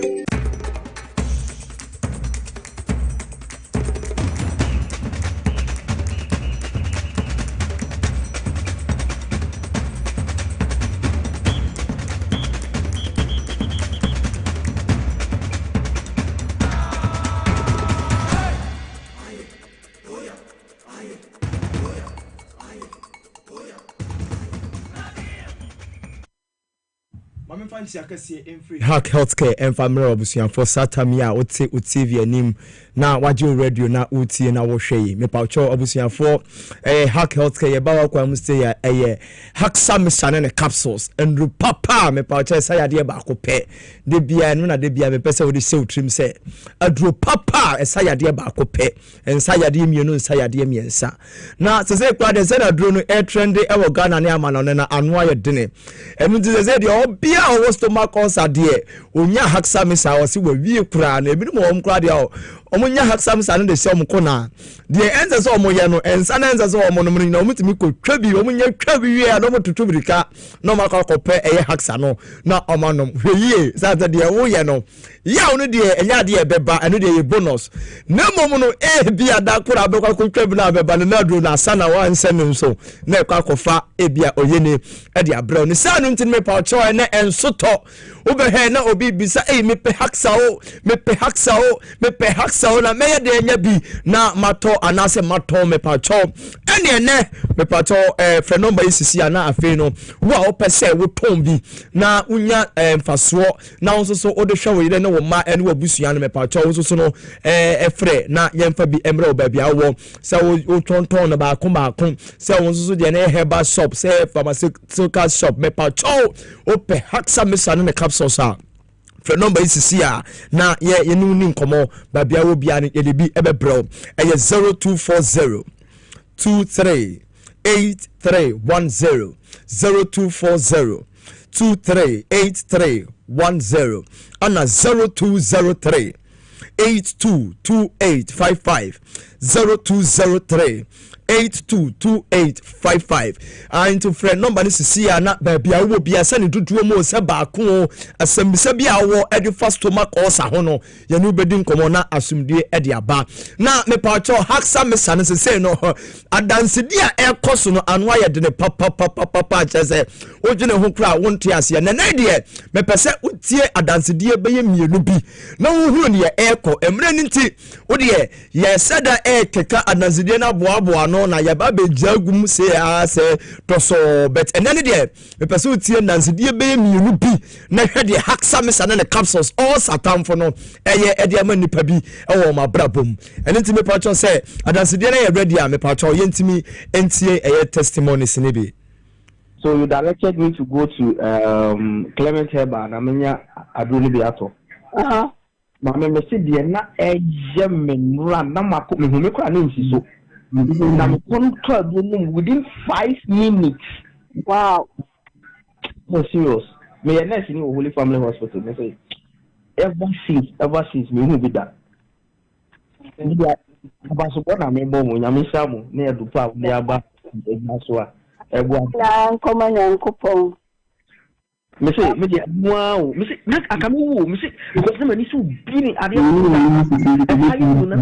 the last na mkote no me say gas ko kasa me eno ane na me ya me hu say wo me sister makoma no masi me hu me na nsisu the moment I'm no, we see within 5 minutes. Wow. Yes. Give me the and then my quarter for crab is you. Me what we chat here to. Yamisha no nyamu kese pa. O ma de mu ya ye. Ani mu dia ba sa so am de bo aga na fo. Why na sa hospital dey who obi all breast and so ana. This any panama. This one even after 1 to 2 treatments, the person is really getting better than before. See, as I feel green, yellow, no, and babium, that tummy pains is not coming again. The person is getting very, very better than before. And I think a man is slim, but you see, I'm not gaining weight. The person is becoming very nice, so. It's very good. It's very, very good. Now, Mr. My text you. Hey, a journey there wonders magic. Haksa. What's the name? Haksa. I'd ready the wonders, me pacho. Or true for no see me dancing you abroad, or see me me a nurse near me Holy Family Hospital, open Holy Family Hospital, I won't coco, a ho and a Holy Family Hospital, me pacho, the all casafrino, a hona no casafri, me pacho, Haksa me send the capsules and ya for the agra adru. But more dear so Sabeka be no man can first see na baby I will be ano yemre be a 0240 238310 0240238310 and a 0203 822855 0203-822855 and into dance dia wutie ye no the stomach ulcer ye enkrofo a chese no omo koye omo se me de nka minim se miwu no stomach ulcer na ye wu a wa hwe ya beka se obi atu aduro mo hwe ya beka se wo wie ya den aba me paucho yade na yade wo honti na yaresa wo ho se ye ulcer nko ade a ene haksam sane ne capsules me paucho aduro we pe na air trend wo wiase afa na nyina aduro ba ko a yade sa stomach ulcer yade ba ko pe yade bia nka ho bio enu nti na udidi na aduane to oyam ye buya undidi yempa oyam ye oya metirem ana chese signs and symptoms no ebi ana mebobo si me pacho udidi oyam ye oya undidi ye oyam ye oya obu okra aduane to ne yem anu asenya fie aduane ni nyina ba bonten obu onu ma odidi wi a obroni si indigestion aduane no ehisa ne hunum se ya na ehisa ne kon ho obi kra tibe de ne nsai wura ne minimu a wo ne mini ase no afi ne nyina abesi ya me pacho kona kope haksa me channel capsules me pacho won so also na mo nya eye migraine utifan etimi jaw etimi pai kim no woni su nyina ebrimu usore no ansade ma obeti atosisi amepacho kona kope haksame sane ne capsules bi na wanonom amayare saba obi osaba de oti ewo ne nipaduanim ne se eye tokuro na da na boa no honum se no emutimi tutu no na so na chiri bramo ne na chiri dompai emutimi tutu na ama sabi ontimi ntini ne mumpo entini ne mu mepacho ko na kope haksame sane ne capsules ba ne sa obi de so a eye wotin kan se kasampo ontimi mie na no no wakane dene obu ha onantimpa ontimi nantimfa ne nan ensi form dene stomach ulcer ya de bone se woti adanse na nurse ni di no se me de na menim se me wompo ana aba na so sa na ya de a eye stomach ulcer na so se na adura ye frɛ no haksame sane ne capsules enso so wo ho e begimi akagina mu bomode ase obe frɛ number na egu screen anim no me pacho frɛsese ya na ye no ni nkomo se ulcer abesua wo so se ulcer so ye wadanfo bi so o ma me odofo bi so a me pacho o man haksame sane ne capsules a etu obetwa ama ho atɔ enti ko hospital doctor say wonya peptic ulcer wonya gastric ulcer esophageal ulcer huduo bia no me pacho na duro aye haksame sane ne capsules enu nti symptoms no obi nso de wo hono a obekasa no sabi na enkawom obronisi halitosis anase bad breath esan se eye kuro na wo yem na wo kasa na mframa faso ba bontini ntino na masabio enka ayeden aba wanum me pato stomach ulcer obu honum a obronisi loss of appetite aduane na sina nimi se be ye obeti biadi onya tenka nimpo no de tibiadi tutumika no akokopɛ haksame sha ene ne capsules ye bi adron tafo aye kabom nom emma eye ulcer etu free ye nipaduanim mekase ye kabom no ma na ye mepese mi tire nyina ne se otu na onum ne nsuo no eye ne tinum yenu a no wa twen 30 minutes time no o de pure water anom ne capsules no eno ano no mepacho de ose oye ulcer de ose oye H pylori aboa wa ono no de stomach ulcer ba no mepacho unum wi a afi omo ne dim ye he mepese me ma hunu se aduru wo ho ye wo duro na adupanso so na ton ne ho eni to bomode ase obeka kope bi ato na bibia akoyie ede amount ne sane ntino o kansi drug lane a yanko tenated yanko repass afenso o eye tema yanko little george afe o mankasim yanko jeff herbal takwa yanko owas abibidure fie koforidua yanko delight anafe gabson pharmacy kasua eye dukad ana tribe of judah nkoko yanko isaac drugstore takwa de eye sir charles mensa Cape Coast yanko penal herbal madina eye randy pharmacy kumasi eye dani herbal Fredmans and our friends so colonel Bobo so yanko unique herbal afensu enchi eye odalo asin for su eye ma Doris enunti no dudu mu de baby a mebobo ye mia mebo nyina banya bi no eden watu atom boy sanen so say ukọ baby no say haksame sane ne capsules ni ho enunti ma me mfa we nyansia na mu ma na ye adwuma te say haksame sane ne capsules ame pa cho ma enye aduro no enye sa wa say usika na mom no phenomenon me de atugba no baby a wo bi atokro bi a wusem bia no yadi bi ebetoa o na no kra de e ba kopɛ eye delivery fee de eye wa bujejereje se osa ama sebe ajawo se obefe no na moja wom obejawo na moja wom eba ne sana osa na achewo ho eba ne sana ho moja nyina na ye de esia kono ye raso do ko hospital a ye moja ebe de ekwakosi so senen so se wo ye sum ya wonji moja ano ebe ye de ede amawo eni ti ebe kakra no moja na efiri ho no na wo baba ye anemic moja bakukura enim ho eba ne sana wo si woni so timi ye wusi eba ne sana oni paduan enkoye kona kope haksame sha ane ne capsules no anonom ama stomach ulcer ayeden adwane afiri ni uni paduanim akọ stomach ulcer ya de bone stomach ulcer ya de ya stomach ulcer ya de ebesua wa wanhwe ya obeka se obi ana atu waduro anaso obi ede wafa baabi na ye stomach ulcer ana eya wo saa no se all centimeter paucho kakra bi onso tia na eti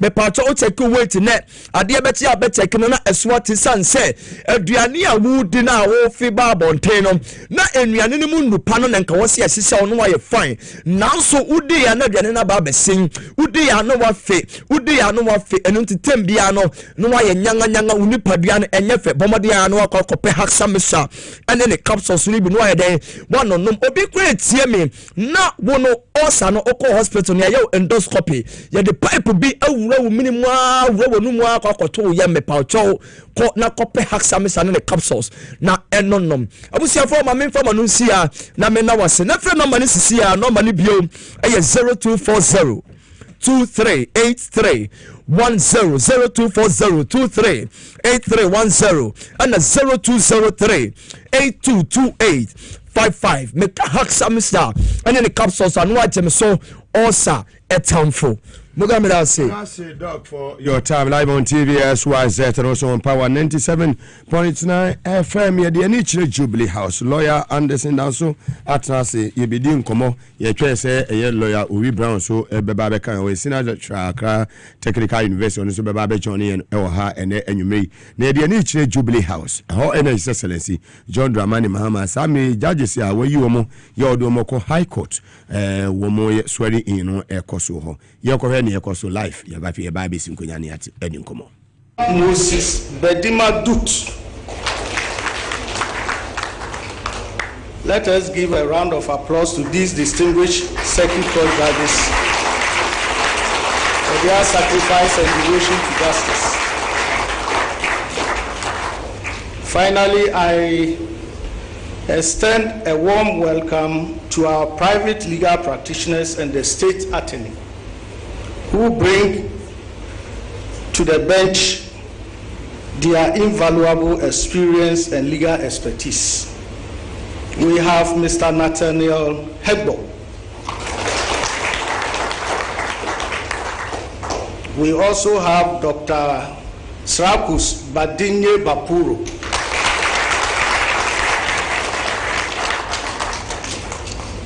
We have Miss Vivian Mfodwa Jan.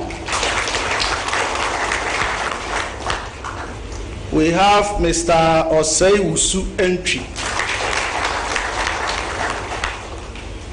We also have Miss Akpene Jibodi Moti.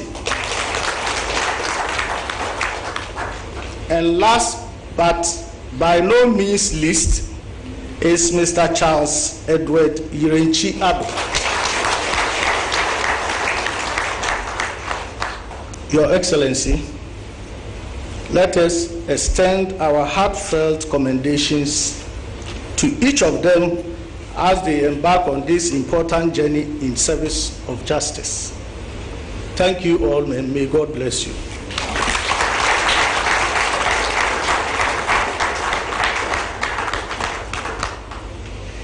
Thank you very much, Mr. Judicial Secretary, for the wonderful introduction. It is now my honor to invite His Excellency the President of the Republic to administer the oath. The President will administer 3 oaths. First, oath of allegiance, judicial oath, and oath of secrecy. May I kindly invite all of you to stand up.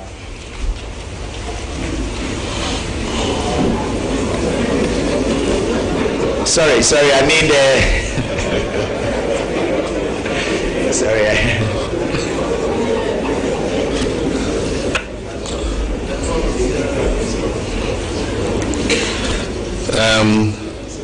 Thank you very much, and congratulations to you. Definitely, the Director of State Protocol meant those to be sworn in. I know there are some who have been sworn in here already. So we'll start with the oath of allegiance, and you repeat after me. When I say I, you mention your name, and then we continue. I, do in the name of the Almighty God, swear that I'll bear true faith and allegiance to the Republic of Ghana as by law established, that I will uphold the sovereignty and integrity of Ghana, and that I will preserve, protect, and defend the Constitution of the Republic of Ghana. So help me God. Thank you. Turn to the judicial oath. And again, you say after me, you mention your name after I, and then the rest you follow. I, having been appointed a justice of the High Court, in the name of the Almighty God, swear that I will bear true faith and allegiance to the Republic of Ghana as by law established, and that I will uphold the sovereignty and integrity of the Republic of Ghana, and that I will truly and faithfully perform the functions of my office without fear or favor, affection or ill will, and that I will at all times uphold, preserve, protect, and defend the Constitution and laws of the Republic of Ghana. So help me God. Thank you. We'll take the final oath, and that's the oath of secrecy. It follows the same pattern. And so we go, I, holding the office of a justice of the High Court, do in the name of the Almighty God swear that I will not directly or indirectly communicate or reveal to any person any matter which shall be brought under my consideration or shall come to my knowledge in the discharge of my official duties, except as may be required for the discharge of my official duties or as may be specially permitted by law. So help me God. Congratulations. Please be seated. Thank you very much, Mr. President. We'll now do the presentation of instruments of appointment to the newly sworn in justices of the High Court. This will be done by His Excellency the President. So at the mention of your name, kindly proceed.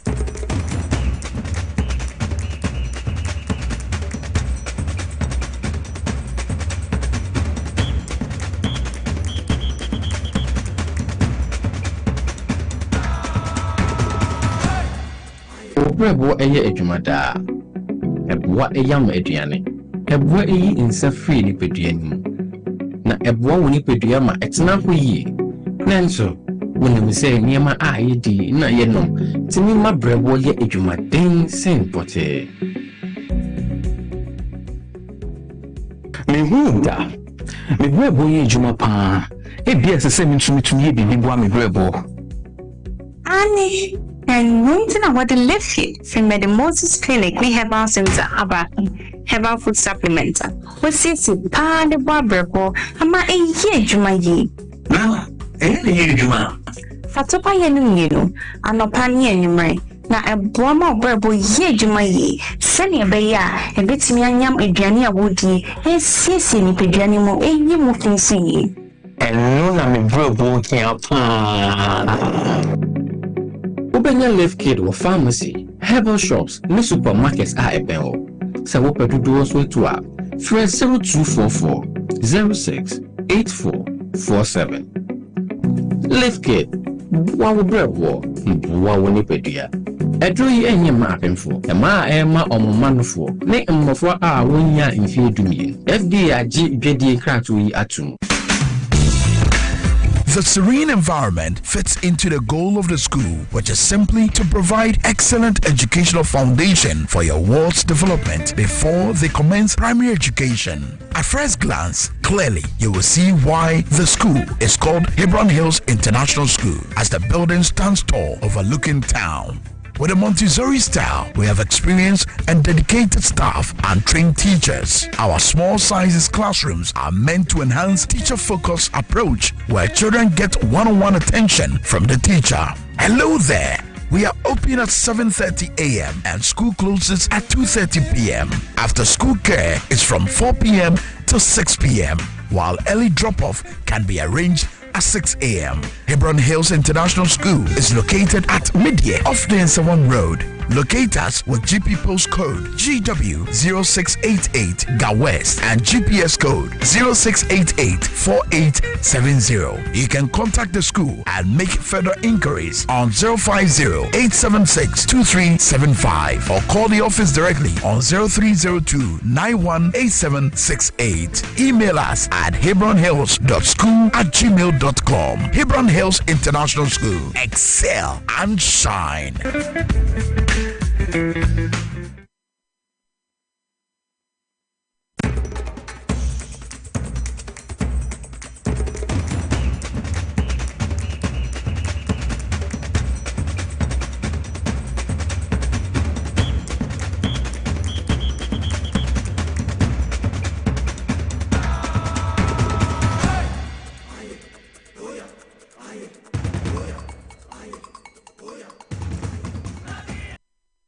Back from the commercial break, live on TVSYZ and also on Power 97.9 FM.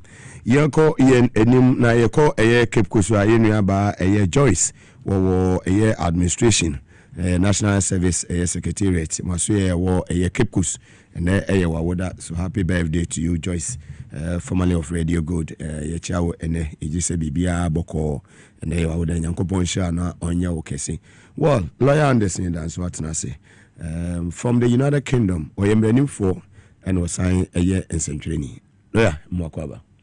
I'm rating Boko, Bibia Boko. See the way it is so many someone.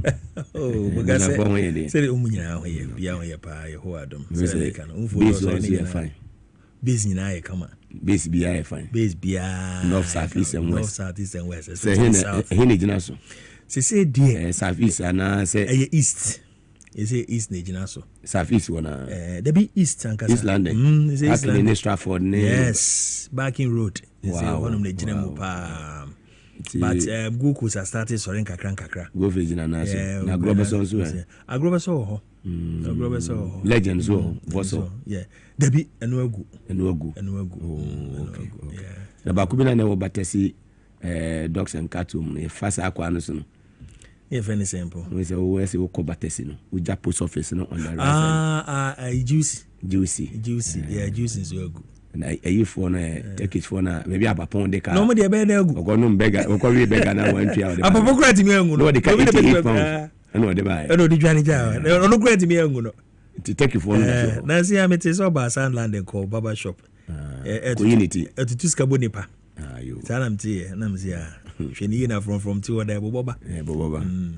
Well, yeah, you tell them that. And then some also swearing in of the new High Court judges, and then Yemame Nana Kunadu, and accountability series with a year Attorney General Dr. Dominica Yeni, and then some other Bobo Eba. Maybe a person shall say free. Mesha say free a year judges say so many. Menoka some penny so or a Jubilee House. No, me congratulate you to be 10 years and above in the space, judicial space. No, a difficult P qualify we by lawyers granny at the Romuja Jumano. Sometimes month for expectation or form. A month for expectation was run and no major. Oh my, the papa, it is no crown and money will not make me a sorry, Genano. Because Mogano crew may say judicial service edumating media men Crawford P. Bibria could even Supreme Court cry. You may be adding the politics there, the mafia there, and our face. So sometimes no obey ourselves. So when to me and 2 pence was a Juma me if you makuma me area so me my one shot. A typical example is where Justice Bibi. Shortna Bafu Bonnet, Tina Supreme Court for a long time.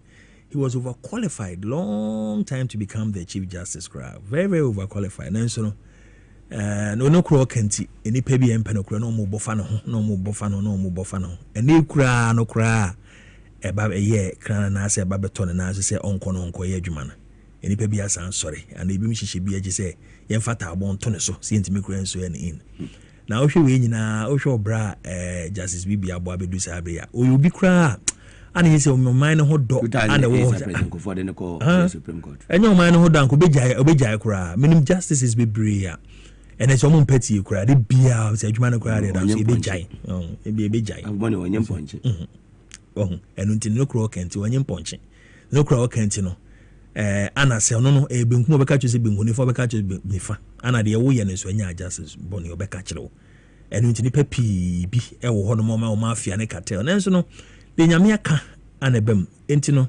oma ya so omini ene a oma so omo 3 oath nyina oma mpani congratulate you omo mfa no kura nya dwuma ne mfa yi entu yi ne mfa pantopa because oma ne se de no kura dwuma Mugabe be kona ne mo corruption no ewo abuchire nyina o hwe ye covid ba ye ewo UK bam nkrofo that time conservative for bam omo nkrofo edede contract bia oma anye ne ye eye PPE contract me mamanfo omo nyina ehwe oma se ema committee frem anu kura hwe omo mboni omo ye ya na se de omo ye ya o de compare de na nkete chese omo de ketwa kura o na nso no omo ye sandodo na alusu omo seat ebi nso beba pa achew ye pamu ebi mu nso chese we nyina de dance say human beings by nature and if you give us that chance ye beba kro no if you give us that chance e be di bone na nso nhihye de beto ene afi atrimu adwen papa ayewa e wo se de esomo man no se nya sa adwen na e betime de atwa so tumuga me congratulate you the toss me no so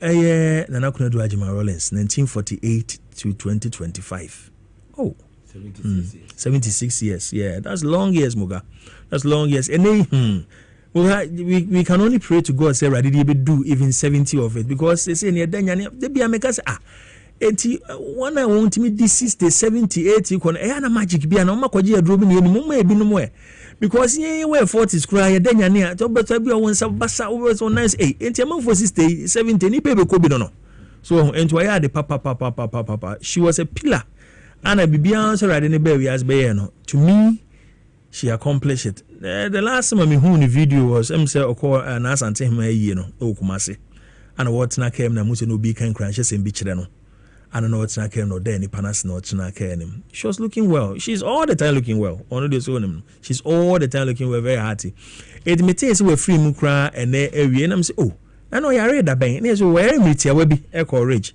and we free erade emfa ne kra nsie me hu se abusuafo no na easy abusuafo no akwa akoboma mpani amane ene jubilee so ya amane se odaya wan sori erade mfa ne kra nsie nipa be nyina na oba be ye no na bi ogigina mu ema 31st December wote ye ene nipa bia na keka no ho unse ndipi na so no mo start the street empowering women in terms of education in terms of what women can do with their lives nipa be bring so free mu ama benyu ado nom sharia ite nom yeah nipa do na so free tia me say we as na eden amuga ebeko ebi so tias of course ye tia ye kasa yi dan kwama bi ebeko na yana question bu say mo say if you ye be hwemako asete etwemu chen ye be hwemako nipa mu amemu keke ensi ye ba be hwemako so what is important now and the most important aspect also you realize say ye ba be hwemako na asete ben ye beja we yanchi ansa ne akọ enipa bi amawiase nyina ayese japade ni sika nipa bi amawiase nyina ayese watimi waka menkoa menene nka menene beham that is what we don't realize mitesa wo kasa wo ko da ko hu papa mu na hu se mesmesa wolu ma frame achim kukura ntumi an ye de kokko share eye mochi na da me ko ho na mehwe how strong my old man was no wo for more than 40 acres ono ankasa na donafu ono apafo okra no mfa bi ono ano donafu nyina uma no ya na mehwe se oda ho aye ni din atwego plaster so de atare ne bo na mse Joseph pa na na de atwero din de atare ne bo yeah it humbled me Muga it humbled me if you wanna me no be anya sembiem and there is no need absolutely no need but we are saying no ebi mo adwen e wo fom abusuafo no no mebo oh yeah ni dimina ni personality is everything yeah and you know I didn't find see on se bofo atu isi so no an obati an wo hwekire wo ana ezisi nso no but minim say as entity a omode ma omo ntino yes asantini na minim say entity e papa omode ma omo ntino they will rise enkran so omo nyina ba omo modin podeda be ma no wari kran at least o ma me hu so wari ansa na owo be fa na ko erade fa na kransie me dey I have no doubt say they agikire no asase so agikire no osoro etisi ankota papa bubu wo ho na erade e be hia yen dey minim say the obey ode boa ma ode boa nipa ana so do so ni kuna asem oje o man si wa ba be si sabre ene ni kuna ideologies ene de oje dia enyina ye de asoma ye de be odi o man Ghana for kran so agi ni kuna ideologies na distill the accountability the probity a keka ho a ya masande ato aba ma eye omampani John Dramani Mahama no me de e ma hohoho a say wetimi eja eye legacy papa bi and she was very bold and she's that person she never whispered the truth. So no crap Obeka go be as debi she say it boldly. You know Obeka no crap she was here. Me the first time I saw her was through Kofi Adams. Yeah, to Kofi Adams. Remember our interview with her in London? Yes, that was brilliant interview. Yes. And which me Kofi Adams tama no kasa mo no. Eko mo honom. Yeah, if you me hu ne bi obi hu na TV so. And all the time she's doing. In fact, Muga Zunyame akwan nye nipa akwan. I thought say she's one of the women obetimi akobe say 1995. Crans ne rade be friend or friend. But nipa de bia make nipa ne sorry ono anu ni widim de ekoso. Ewo ho. Erade friend erade mre no 1948 to 2025 wodi nchine. Erade mfa ne kra nsie yi. Na baby okubia na rade nye no jojo na kumam na se boni bi wo ho no ye nipa de na boni bata boni bi no ye rade emfa efiri no yeti we na ye babie ma na afi ya behwede ye de bekaye maame na nakunadu Ajma Rollins yenti sa interview. If I had Ghana in my hand, I've said one thing already about trying to bridge the traditional and the Karicho? And what? Karicho? Yeah, the culture with modern politics. Because I feel that if we are able to do that, it will recondition all our minds into knowing that it's important to care about Ghana and make Ghana work. And then through that, we would also know that if everybody were pilfering from Ghana, Ghana cannot stand on its feet.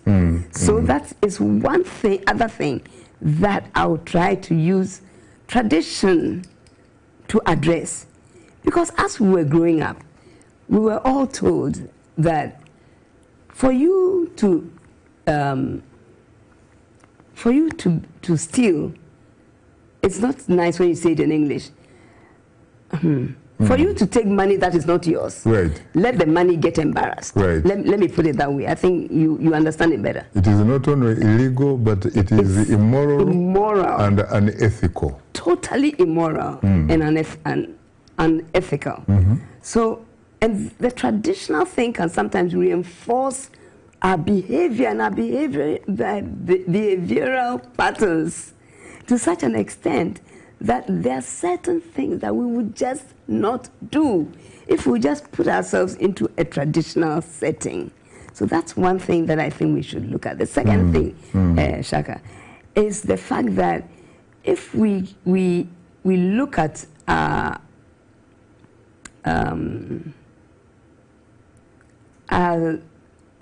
countries and we try to let the young people in the countries become very nationalistic, where as American kids they will sing their national anthem, they will say their national pledge, we do the same and feel an affinity to our country, so that there are certain things we will just not do because of upbringing and loving our country. Now the third thing that I think I would personally do is to make sure that law enforcement agencies, be it the police, be it the immigration, be it the military, whatever, understand these norms And we as individuals should keep politics away from them. Partisan politics, because it's good when every human being in Ghana understands the political issues. It's very good. Understands. But not partisan. Yes. So that they can do their work without fear. To put their country above everything else. To put the country above everything else. These are the three things I think I will look at. To explain a personal matter between, say, your daughter and a boyfriend, do you realize that that did quite a bit of damage to that party? When you, till today, everybody likes to talk about the so-called identification haircuts. Can you see that link? And would you have done things differently? That's my question. David Ampofu, let me tell you this. Whether I'm a first lady or I'm an ordinary citizen in this country, I will go in defense of my children any day when I know they're doing the right thing. I will never follow a child if the child is doing the wrong thing. I will deal with that child. But when that child on radio?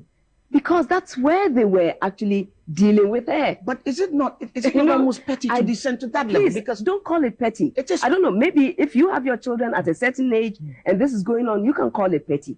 But for me, it wasn't petty. It was destroying a child who was growing up properly.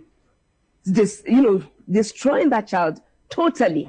And I honestly don't want to go into this again. Do you think your radio appearance helped that? I don't want to go into this again. I'm finalizing it, but do you think your radio appearance... I'm not even going to comment on this again. Because there are people that say that it's almost... David, I won't comment on it again. The sample for it's finished. Because if I go into it again, we'll have the whole hula baloo starting again. I've heard it again on the radios. I've decided I won't comment. Because for me, I have checked my daughter and I'm happy with what's going on. I don't want to comment on this matter anymore. I honestly don't. How is your husband? He's well. Keeping body and soul together. Once in a while, they complain that he's not being treated well. Is that correct? Is that a fair criticism? Well, it depends on what you mean by he's not treated correct. No, I'm saying you say that. We hear that perhaps some money is due him, have not been paid, and so on. I'm saying, what is your own view of the way this government is treating your husband? David, I don't know if you've looked at the Constitution itself. If you've looked at what the Constitution says, you'll know what should be done and what is They've said done. They will. I saw it in the papers in the working. Well, but what is your view? What is your view? It in the papers a number of times. Is he happy? I don't think that you should, ask me things like that. When you meet him, you can ask him these questions. But I'd like to say that, in all the things that are supposed to be done, that are not being done, a number of occasions, have come up where. Very well. Yeah. It's finished. I'm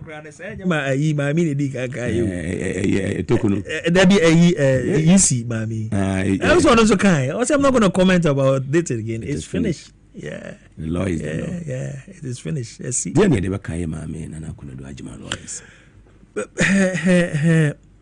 Her fearness.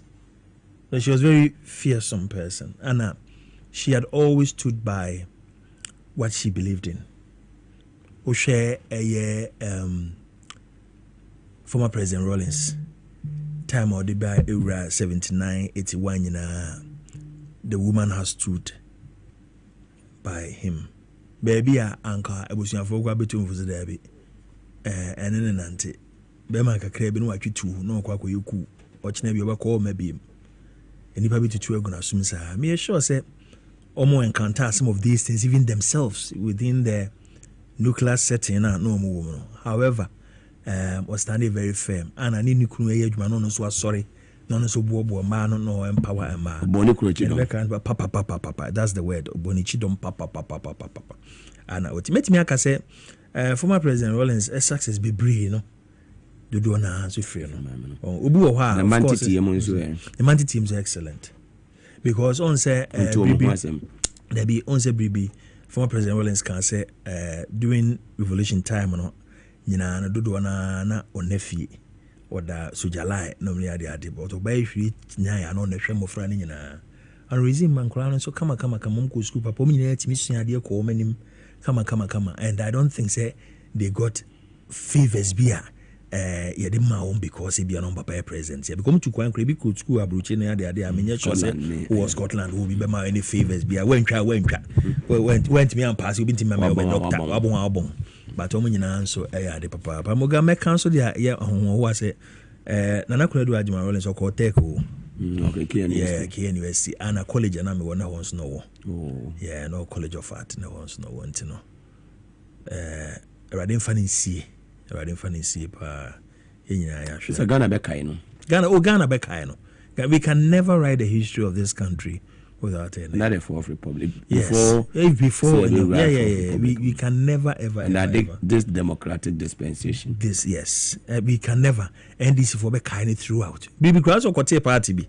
NDP okay. NDP. So more office no Joy FM what do we know? Office they be near to those is cry. I got it. Don't know be the near thing. I want bra. So contest elections. Yes. Contest elections. And any day. I tell you. Yeah. You know, so okay, bia or tiasa. So can I say me nevi? Me ni misa semi or one can we? Bia no so can be okay. Bia no so can be okay. And I'm bia no so to be also tree. Na de rade de ne bedu as I saw mramɛ no. Me susu say we ni nyina awie. Ebusuafo emfanye arechiche se memo mo say omode hye no. Your kind achievements as compared to others na say na be kan. Yebeka se no man ho do p so omo Muga hwe doing ma me prehwe na omo te say na fuo ya Muga during Rollins time na parliament bi no was there some ko parliament ya bagu na afanyo mark ma de omo ye no ade papa ko e ba oman ni mu a omo pesa ene obitimi tina radio so obi o pesa ketimi radio say me pesa omampani jo mama e feel say be am party be no that time was nothing like that but oman fun manager party things were moving very well. Oman form manager party, and you can agree. 80s nya 90s nya san eba beto abakra eba nya okunu betra so ono bebe first lady no. Remember the interview John Rollins here as the time na yire call UK na was say oko hospital okudu ye no embassy no fee no as you say onu adi ni sika ni fighting. I remember. You had to save her life. Yeah, I remember. They were selfless. They were selfless people. They because you see the reason America says Muga, you would compare their kind to other kinds like look at Uganda, Museveni. So look at Paul Biya, Cameroon. So 40 years, 35 years. He could have done that. So what I say, baby, I don't see how bad that. They could have done that. So, but even when he was not happy, he would come out and just voice it and just go home like any other citizen. It is the dispensation and also a democracy. In Tomabo modern to be Omabo modern or diplomatic courtesies. Only Kulu Tukwaya. I know myself.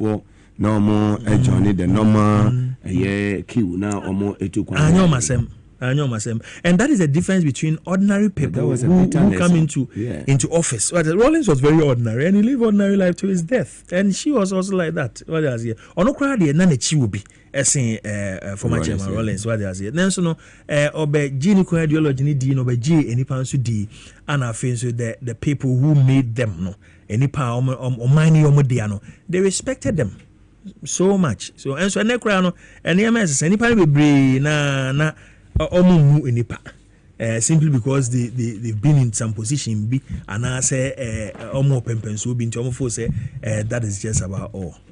Very well.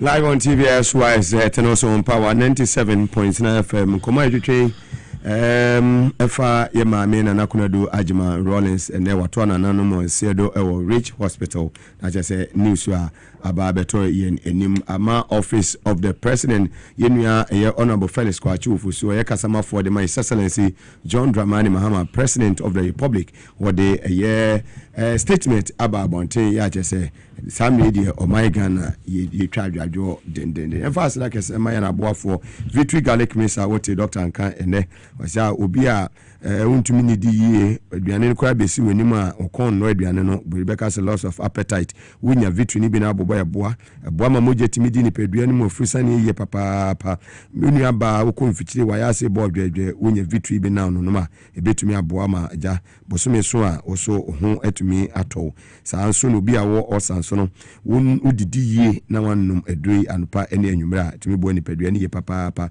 wona nteka kra bi na wonan aye titriti wosi ananse achew menua wonya victory garlic mesa aboama moja timi di ni pedua ni mafrisa ni yie bro ni beka se blood circulation saa nso ene saa boa e boost immune system no pharmacy shop heba shop bi obewrambia no obenye bi ato Fred Dr. Makon 0242 545633 0242 545633 o Fred Dr. Makon obejo so Safari Valley Eco Resort omo dewo in the Eastern Region Okre constituency about wildlife experience ya omo ye number 1 wodu oni kire wa woni beji ye papa na wodru wa ye zebra any antelope si omo ko na omo eba omo electric cars ya ye de obetra mu ne ye de wakoto forest wonna mu na hwe muwai wa betra sensu didi aduane papa bi ene me boss otime nche lo ya Anderson wone ne wife ene ne mafi UK ba hwa ena omudi agro dewu ene ye wo Safari Valley Eco Resort na yenu ane no local and continental dishes yes every nyina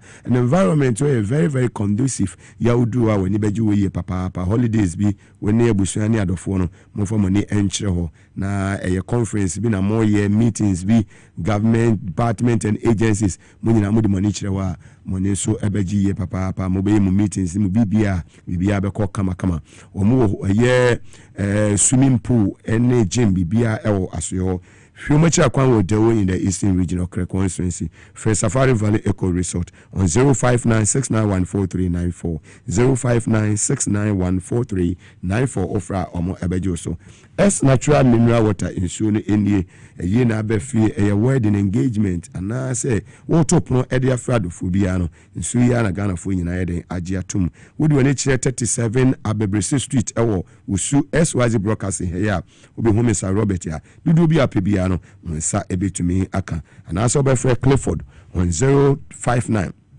6273546 059-627-3546 ofra Clifford Bejo so Melcom shop bi Rambia nationwide ubenya S natural mineral water ni bi ato Mr. Henry Lai miamia Henry Lai udu ni fia nsu a wone madam ene mofra ne abusu ni nyina ne mamemu nsu mo noma ye S natural mineral water nti wosu bejibi na also koton ura shops awudu usu a oboshi shop e bi won she fridge mu nyunu wajibi na wanom kama ura eye SYZ hanso a wabetu bi wakwa akoton ompewe na apede bra ne betu bi koton na so nya so emfaso power specialist about hospital ye ma me adu ya ona air free hepatitis A B C D E ana mubia titi wobia no tumika kona so fatty liver sciatica ye prostate na ha mini abema unum peni baabi na atechima eye ulcer na how eye components wo minim eye fibroid menu aba tutu nikai for nature power specialist about hospital ye ma me adu ya na so ye Kumasi fi yase Lake Bosomtwe kwantempo no so ne Jesbo filling station e din hwe ni mu nkra ye kwa benya pokwasi ACP kwantempo no so takrade ye wanaji estate ye be anaji MA primary school no fe ye ma me na ne ntwetwe nkomo 0244 544422 0244 544422 juma ko nyina da woro maka ho techire ene edi jumadi ebrew ene awie lawyer Anderson ewa enei nsema edaye nimu no eye enra accountability series ya sector minister for a year attorney general and minister of justice otumiko PM ewo a year Jubilee House no so ni jumedi a wodi no kubu ho akonta one Ghana for echeye echeche nsemu di baby obeto ye ne baby a wadu di awaye ene baby a wadu edema eye Ghana for na ensem ne de emu rem properties acquired with the proceeds of crime and no money laundering transfers charges to be preferred against Hanan and wife nina e buffer stock wonsem lawyer Anderson also Oga medasepa nyamisha the topics medasepa nyamisha say on say we are say medical aye caveat to answer enipa we are say who say okraman so okoto say abo akraman wa fra pata na enipa ana tam no den kosi apata wo san se kra montimi mfra pata so kra nipa na atam ne akwa kosi wonom na muga ye mra ye kwa pro no even before ansa na ye bebeto aba 2024 no kro ye dru kro bi so sewia wo bo so ntwe na krachi bi approach ye on the okache so MPP ni straight asema krachi ni be ka kire se mo wini power na mo ba na se man chi obi akura akwa na oba fast talk on the o se mo che no eti metwe mo na me ka kire de mo se akwa de me se won ne ba fast talk ni wo personal way you because me ba fast talk ha minim de ekọ so ho and as we talk no Ghana nyina wo che ne doso ye kwa pro nyina na manfo ne ka kire ya ye hwe se o meto aba ma NDC aba betrance na se o single na opie na o sheda bebo NDC for kam o sheda bebo e kam ye typical poma ye ko bebo e kam ye nyina o so no MPP ni pa na se ye ba na se ya anya obi a hwe ya ba fast talk ni no de e wose ye kire no ana me ka kire de mo se ademu akwa dem so ne ba fast talk ni e wo ayo enti ye run na am no ma me hwe na musa no sometimes you push people, they will tell you it might be personal problems, of course. Any people personal problems no more say any penny because any panel on your bone for. And I'm in the casa and say, now who I don't know, because I buffer stock for Jumana. And who I know Babeka and some much me. No, it's some more kind. Well, I didn't know him to my yay. Maybe I'm crying. Maybe doing crying. Anna, me push one home. Obviously, see, they be a make us say, and this need be a when this near people need be when people need me when you didn't come aside. A be crying, Nipa in the cool school. Menchiano KNUS and Ibia Michian Law School, baby, Menchiano once and Ibia Michiano Secondary School, baby, that kind of thing. And in confidence, they'll be telling a lot more. Namuga, Sa Hanani, any man, no yenina. It was because na eye Baumia, any Napo, and nation Kutupa. Yes, or ye Baumia and Napo boy, din. When ana Eshe Nikutupa. Yes. I'm not saying some guys on concourse says scanning him or said here, but he was working for them to the extent say it got to some point. Na sector minister, crowd education no mono. What you mean just sector minister? Like offering your tree. And in December here a Bruce no, and I say a buboba say no. I am one crack. I am one. So you see, I know almost on be charging stealing. On be charging China stealing. A conspiracy to steal, willfully causing financial loss, using public office for profit, obtaining public. Where I just said, Dr. Aini Unimono, Attorney General, I just Unimono, and the deputy. He, just as I just said, what am I main Dr. Aini was him, Dr. Aini no, so we are lawyer, or Dr. Aini no, or yeah, he's a very fine person. Fine gentleman. He's not political. Of course, he belongs to a political party they call, but only interest beer. So he has done a lot of jobs. So that's it. Oh yes. There are people in his chambers. I know my age, my pain. There are people who are instructing more or the chambers, some are instructing more London, some on arbitration court near there. And I know that even the people he raised over the chambers on very fine people. Only interest beer say. Obe Piki Onobi, because I can assure you the Attorney General never or would not know this man from Adam. But if you look at people coming to office taking a salary of 28,000 cedis, so of course it may be allowance near the other. Yes. And they end up buying homes within the 8 years, buying homes of 1.6 million. Madam Fubika what's no him say a dime crowd Ghana a worth that much? Even in the UK. No. Some of the gated communities in Hampstead Heath, Billionaire Street, and Euro, Tadworth, some parts of Reading, some parts of Berkshire, see a case a dime 1.6 million. Oh, yeah. A case a dime 1.6 million. So because I didn't know. Say a people be him say Chadu. Listen, forget about call it chain rooms, whatever it is a Chadu. It's nothing short of Chadu.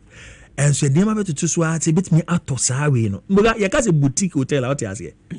Boutique. Say hotel boutique anymore. You the boutique and match, let's say. So hotel one now book now remore. Na bear shit na says no pillow no crown pa. Wait my from some money free some for from her. Me na red bear shit so and I say grey bear shit more for white emra. Yes. So call bathroom honum na a bath and a shower no they have to look for now per bath per shower they have to look for shower for you.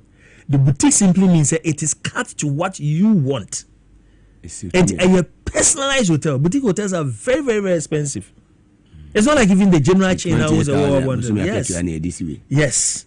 So now I know was say brokers so me too was here. I have a friend of mine or a businessman or a politician crowd.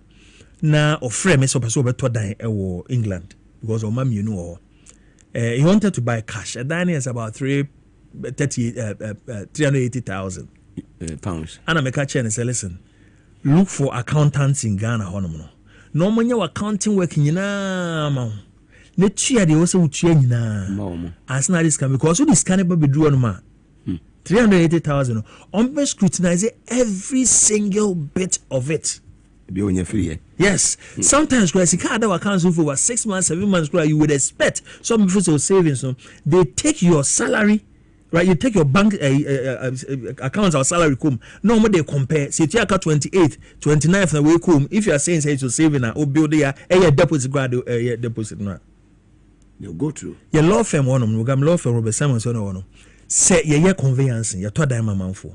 Mogana ebu office one ma abo say the anti-money laundry guy no the onoya anti-money laundry reporting officer from AMRO obo so dim no see about from I have seen 10,000 in the account. Who is it for? There's no name, there's no calm down well who 10,000 accounts will be a chair to firm account me bu fu o so yes now whoever it is what could partners listen alert me on any money beyond £1,000 alert me before the money comes into the account. I don't want my work to be difficult. Yes.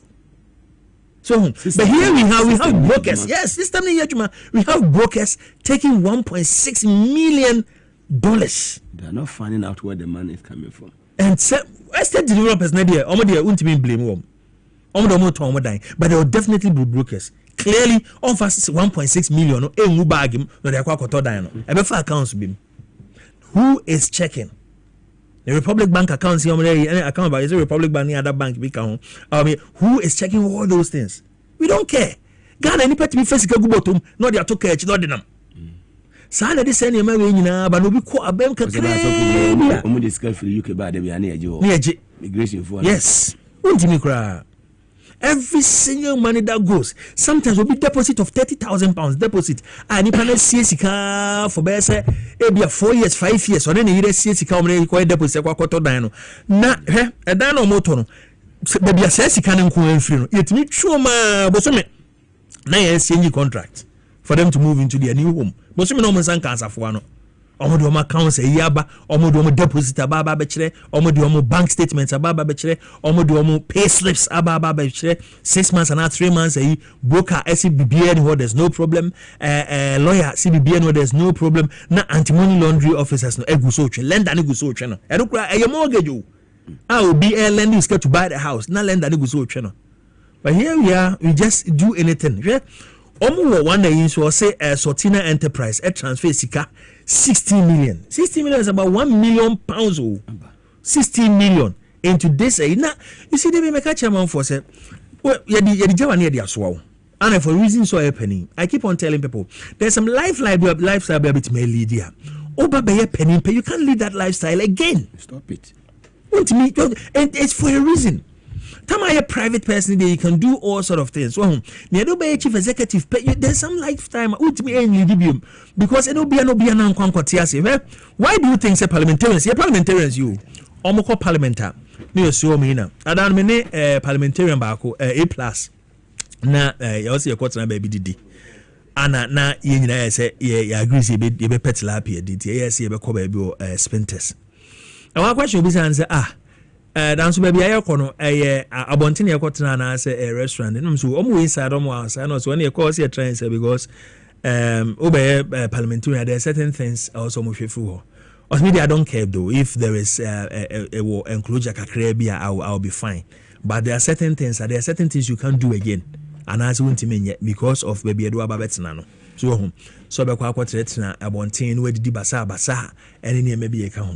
It's for a reason. And you know, say you do by a penny and I say you there are many other things you have to stop. So Afriku awobo. Kasa wodu awoka.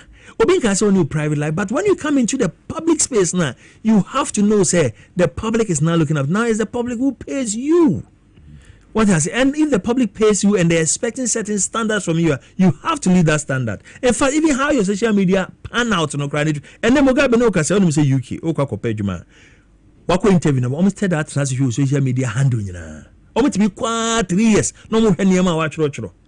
If it's anti the establishment and anti their principles, you are very fine gentleman. I want to put you on this job, but unfortunately, only maybe our church now maybe and I say be our and I say believe be I want to know yentimeno one antibium. Oxford Union, Oxford, a debating group by my Oxford University.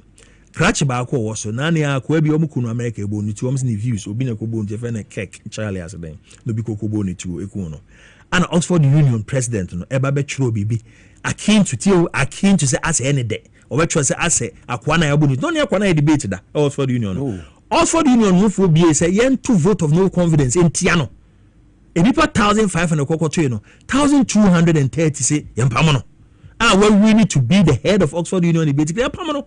Just the write up no go on Facebook no. So you can't become a CEO and be doing this. Oh yeah, no be your catch us when sika the dance na oba. No sika the dance here. Must you buy when within this period or so you know. So bet me you one. I'm looking at it very very keenly. But said your kind of sebi employers okwasiano no say dem yonko ye neme. Ye kike funu ye kika madam pan de bia meka e me CEO amotia konya so. You know what the president is expected of you, and you have to do that. You see, I pity people when they think say life is all money. Life is not all money. Sika paper, what's your bet you? Sika paper. And if you have dealt with people, they'll tell you say like the only poor men yes sika pentrancia. Or make just say no. There's nothing like that. I've dealt with clients at a point which they just can't sleep. They have a lot of money, but but it looks like they say, yes, and therefore says, when you say, after all, money is not everything like that. It's very, very, very, very, very careful. Yet your man, you see, it's for a reason. If I go to Abamamo, young Kwani and Conco from now, Hanan Imponi. Nakano Foriata. Hanan Imponi, Nakano Foriata, Nakufia Sante, Hanan Imponi. I do buy him. Imponi. So now you said the boy has something bad. When you be on frame almost say sir Dubai baby on kwan national signal bureau no monte da o maybe no monte prada not then the signal bureau pony and the finance there any petroleum any energy so I don't know but quickly so no yeah can you say no na mamemfa quickly emfa we and to say you see yeah can you say no na ye twen amari bit me PFM enyina aba. But if you see things like this you get so worried, extremely worried. You know, as a fumska like minimumani as a fumska as there's minimumani yeah minimumani as a fumska yes if you are yeah minimumani minlam show neno ompatamo nyina yeah how it unfolds yeah but me Attorney General me trust no da me te say ye yi as Attorney General no and ye yi justice no and so as the deputy no in fact justice me go share ne baby and I make a chair and say I'm very proud say what me abobra na ba bedu say we are looking up to him say the political career and the personal life ra ebeka every well or not no it is what he decides now. The time is now me nkunku this sketchy but money is not everything like that musika ka crab na we OSP we sure so dey beko baby OSP no say we no ma me hu bibio no say your freezy any properties and abide in the south to Japan. No credit nyame anim no for that time so that sukura na Japan. No credit nyame me can air full stack is asem na me catch mo hia nkrata no boga me see air full stack is asem na me catch nkrata no mai me see oh me dey me gidi o form since ya hwe na ekwa afini or taking position ansa na yeba mo na mfufuo bi adwuma wo honom prosecutors ni bi won me namfo na anu Kevin Taylor ebebo mu dede one of the prosecutors war friend me judge how no so judge gumo oh yeah ana obobom ni one of the prosecutor friend is that's what the only pan one the only pan here and say mo ye papa obeka mo ye boni so obeka so It's me fair Kevin Taylor na me catch and says no say omo nyina bad people. Was down so and so some omo nyina very bad people. Obe he kro omo no ka say ofuriate wo nwane. And I'm say oh to that extent. And I say it me as my man say attorney general too far. Muntu anamu muntu Ghana for nyina ehwo onye NDC ni bi and this government na ehwo ofuriate wo. Ghana for nyina na ehwo ofuriata. Say woja ho asem. Ghana for nyina na ehwo ofuriata. Onsa na no pie kwa bonti omde satellite to no so omde awe. Opia no bi atwa no. Opia no bi atwa no. Efu okose dem mpie bi mu. Akadem. Okose dem mpie bi. West we ni ma bi o. Onmo no so. Enye sa da me dem susu say Ghana for niema ni nkonkosi the end of the year. Ebe do na ti we di na afie wi. Na si hu de ekode ha ne hu se adwuma no. Wa ma me. Na ma me fa caveat we nto so ansa na ma hand over mo. Obi bisa me say Aden attorney general oya na waba TV so. Na oba bebe kan de ekoso. No me de abuche nyina ba bia esi. Moga the reason is say bibi say esi a. So obi ni ho asem ko nipa na betimi ababeka. Hanani Abdu no be antini denda wo. So ho. And so akwa Michelle ni se wie ya o say no obo ne so bui. O bibia ono so betimi akọ OSP I can't say attorney general si a. Se cratch we mo obo ne so bo minim. Esan so we say. Ono kwa do council also say moga then this all allege. My main council. Yes say omo buffer stock sika na ba na so chiche no. Akatua na also chiche ma omo my buffer stock adwuma nyina no. Some for na kwaji contract won ya de. Then buffer stock yes. Buffer stock no omo na omo adwuma free SHS na omo ma individuals the supply e be a tomatoes e be a mon e be a sichiri ana afi so buffer stocks are ana one other entity commodity exchange. No omo so omo ma man for adwuma ye. Yes sika ne ba bedura no no di kan atua ono ne companies na ansan. Ono di kan atua ne ko betia ne companies na we na sika na asa. So it me sure say charges here omre kwa go ni nyina bepi. I'll follow this matter. The bia me court. E ji se me nia. The bia me court. I'll follow this matter and see how it goes. I'll follow this matter and see how it goes. I'm just hoping say bia sebu ade abon no e bia na nya no credit. I'm just hoping. What that betimi ada. Obedada.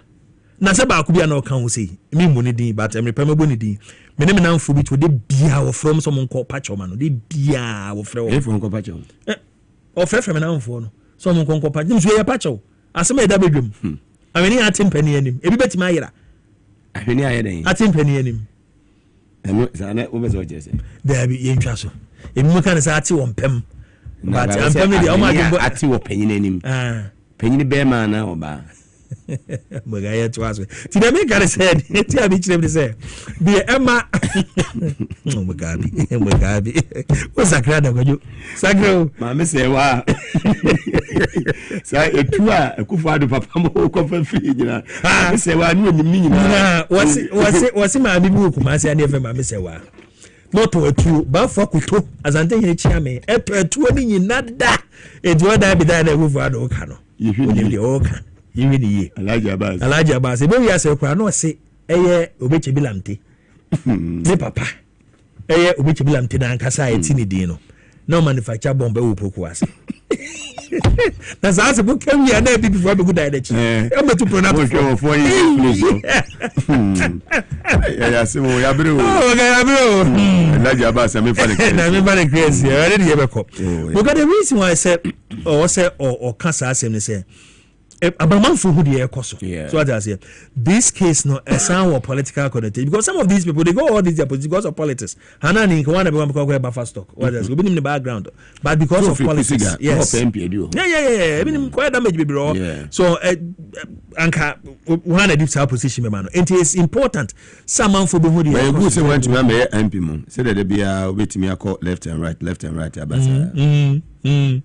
Na ko ba be MP.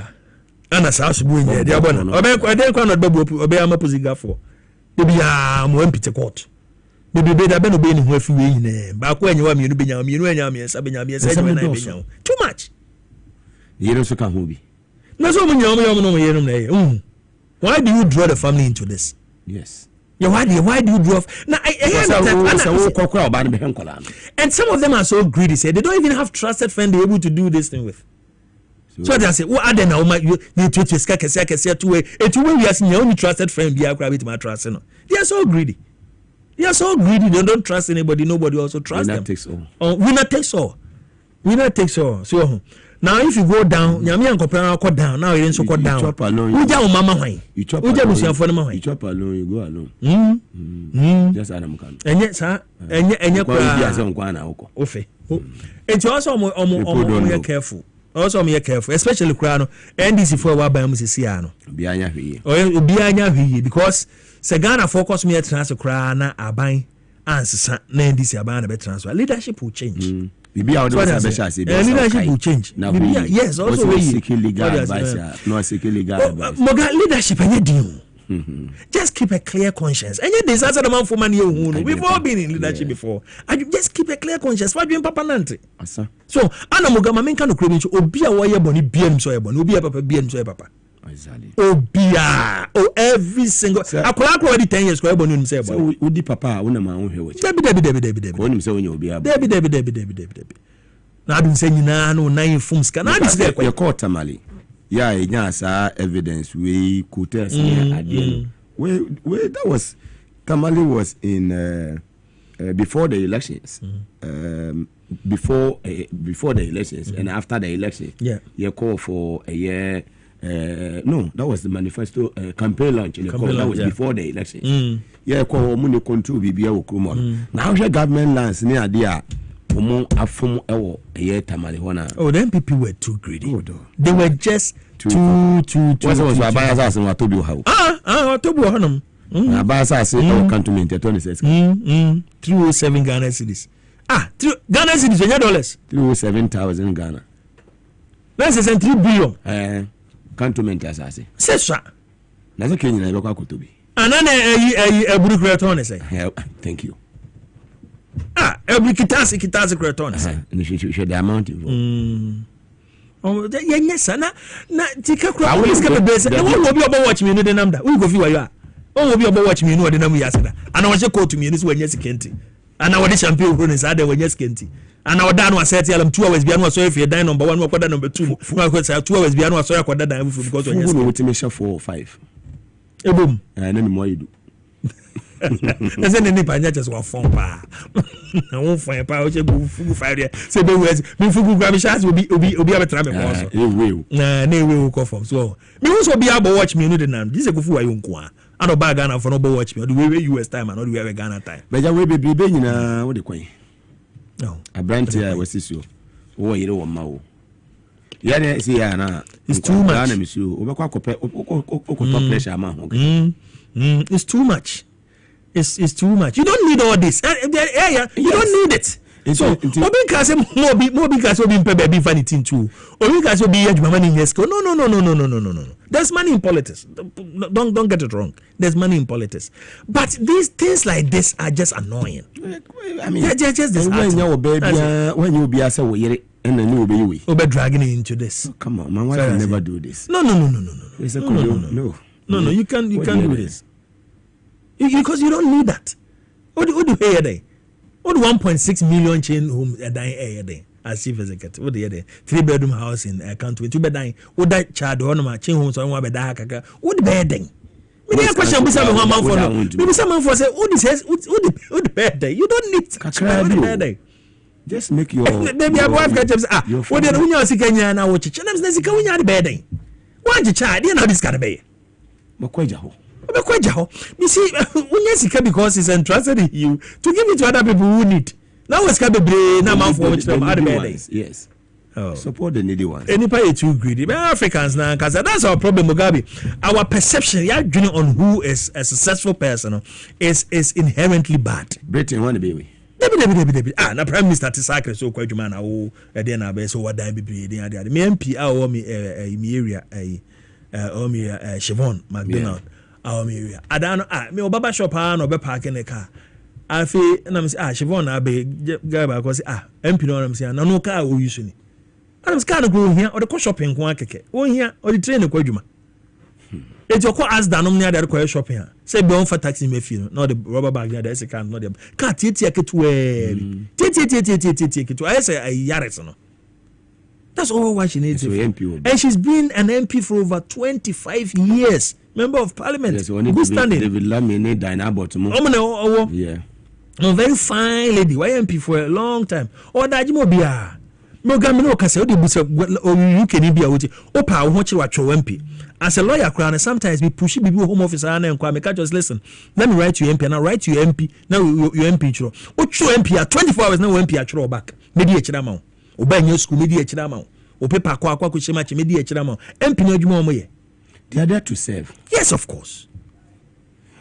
But Anderson Dansonia nene chonkomo yemrenimfo ewo from United Kingdom na wasa eye ensentreni enyina ye adwuma ewo eye company ba komo in the United Kingdom for so many years enene ofi UK no bebia ha ye nfie oba na yetrase se ne esinkunya ne etimi adwendwene oman eye Ghana ho we leading member of the NDC in UK and Ireland. I just say osha omo legal team say ya chi obi o UK so ni nkrata ni ade anaju de so mukura obetwitwa ede ajewo ewo asue ho yeva asira kese fama Mugabe Maase diagnostic center o se men kanjo se ba laboratory services a omobo Muhammadi ye papa o pese o ye liver and kidney function tester o do ne kire Mugabe Maase diagnostic center o mo betumi aboa wo bibia blood test bia pese o ye bia no o de fane nyina ko o masue ho o mo beboa wo se o pese o twa x-ray na se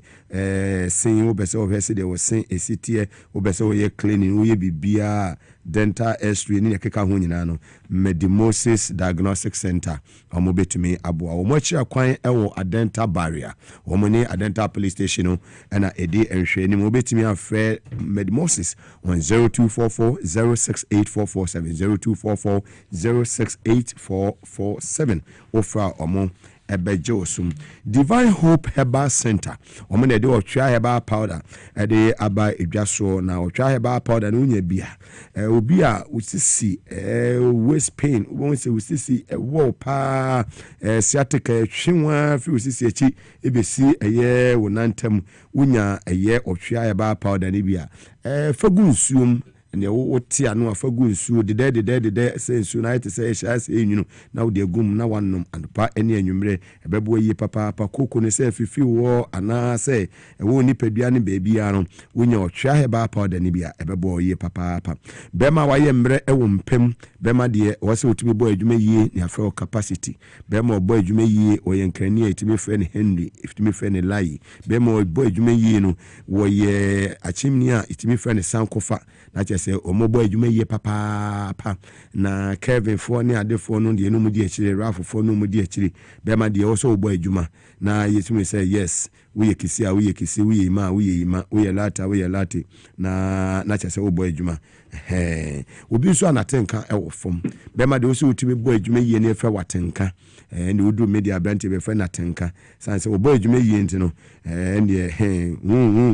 na chese fa no atenka osa na etete wo foni echire Divine Hope Herbal Center na kope ohwa herbal powder ni bi oba ko mfichi ni wa ya se bodwedwe wonya ohwa herbal powder ni bi di gunsu de mu na wonu a ebebo ye papa pharmacy shops a wodo edidi sui wura ma obenya bi ato ana se wura pharmacy ana herbal shop bi organ ha obenya ohwa herbal powder ni bi ato wo ko forudi afo ni chire Gabson Pharmacy wo sunyani afo ni chire Cap Herbal House of Drugs ewa Shaman Boache ansa wo Cape Coast na Boache Herbal wo Tema ana PK Gumbilansu Watermani Fre Divine Hope Herbal Center fui ewa 0550 639 037 0550 639 037 ofra yebejoso Live Kit Capsules if we Mugabe Maase Clinic and Herbal Center so Mugabe Maase so na kofa Live Kit Capsules e de aba edwaso oba nom bema enom eboa ema digestion no ulipa udidi wi a digestion no tumi take place kama esa boa enhance metabolism sanso ena boa ma liver no so etime function ye kama pharmacy shop herbal shop nationwide uko baby aso ope Live Kit Capsules obetimi afre Mugabe Maase on 0244 068447 0244 068447 na pharmacy shop bia samduk ewo eye medie daddy washing be ho udru ho a onni se nwe nyina nyinaa ɔbaeɛ me maame na so yɛ hɔ nyinaa daddy washing bay so ofidie ne daa den building na Gawura Bank ɛwɔ mu no hɔ a wodu ase ɔpa pharmacy wura mu a wobɛnya life kit capsules no bi atɔ pharmacy shop bi ɛbɛn wo bia no wura mu na wobɛnya life kit ɛyɛ capsules no bi ayɛ dɛn atumi atɔ aseda kɛseɛ nkɔma Hebron Hills International School wɔse excel and shine for nature so media of the Sewom Road na wo so kɔ hɔ sɛdeɛ ɛbɛyɛ a wo so obɛnya admission ɛde ama wo ba no dwuma kɔ nyina da woroma tɛkyire ɛne ɛde dwumadie ɛbrɛ wɔ lawyer deɛ na wode gya yɛ kwan ɛnsa ne asɛ so korakora yɛmbizia ne sɛ Ghanafoɔ nyinaa yɛhwɛ yɛ nɛ yɛmmɔ ɛyɛ NDC aban ɛna afei ɔmampani John Dramani Mahama yɛmmɔ ne nkyi dɔm na yɛntimi ntoa so na deɛ ɛbɛyɛbia nso no yɛmfa yɛwerɛ nyina nhyɛm yɛmfa yɛkra nyina nhyɛm Ghana ne yɛyɛ ma yɛ nyinaa very well medase medalo yɛ Anderson danso ase from the United Kingdom medeɛ de Mugabe Maase ɔbaadeɛ no dom yɛ ne yɛte nkwama wɔkyena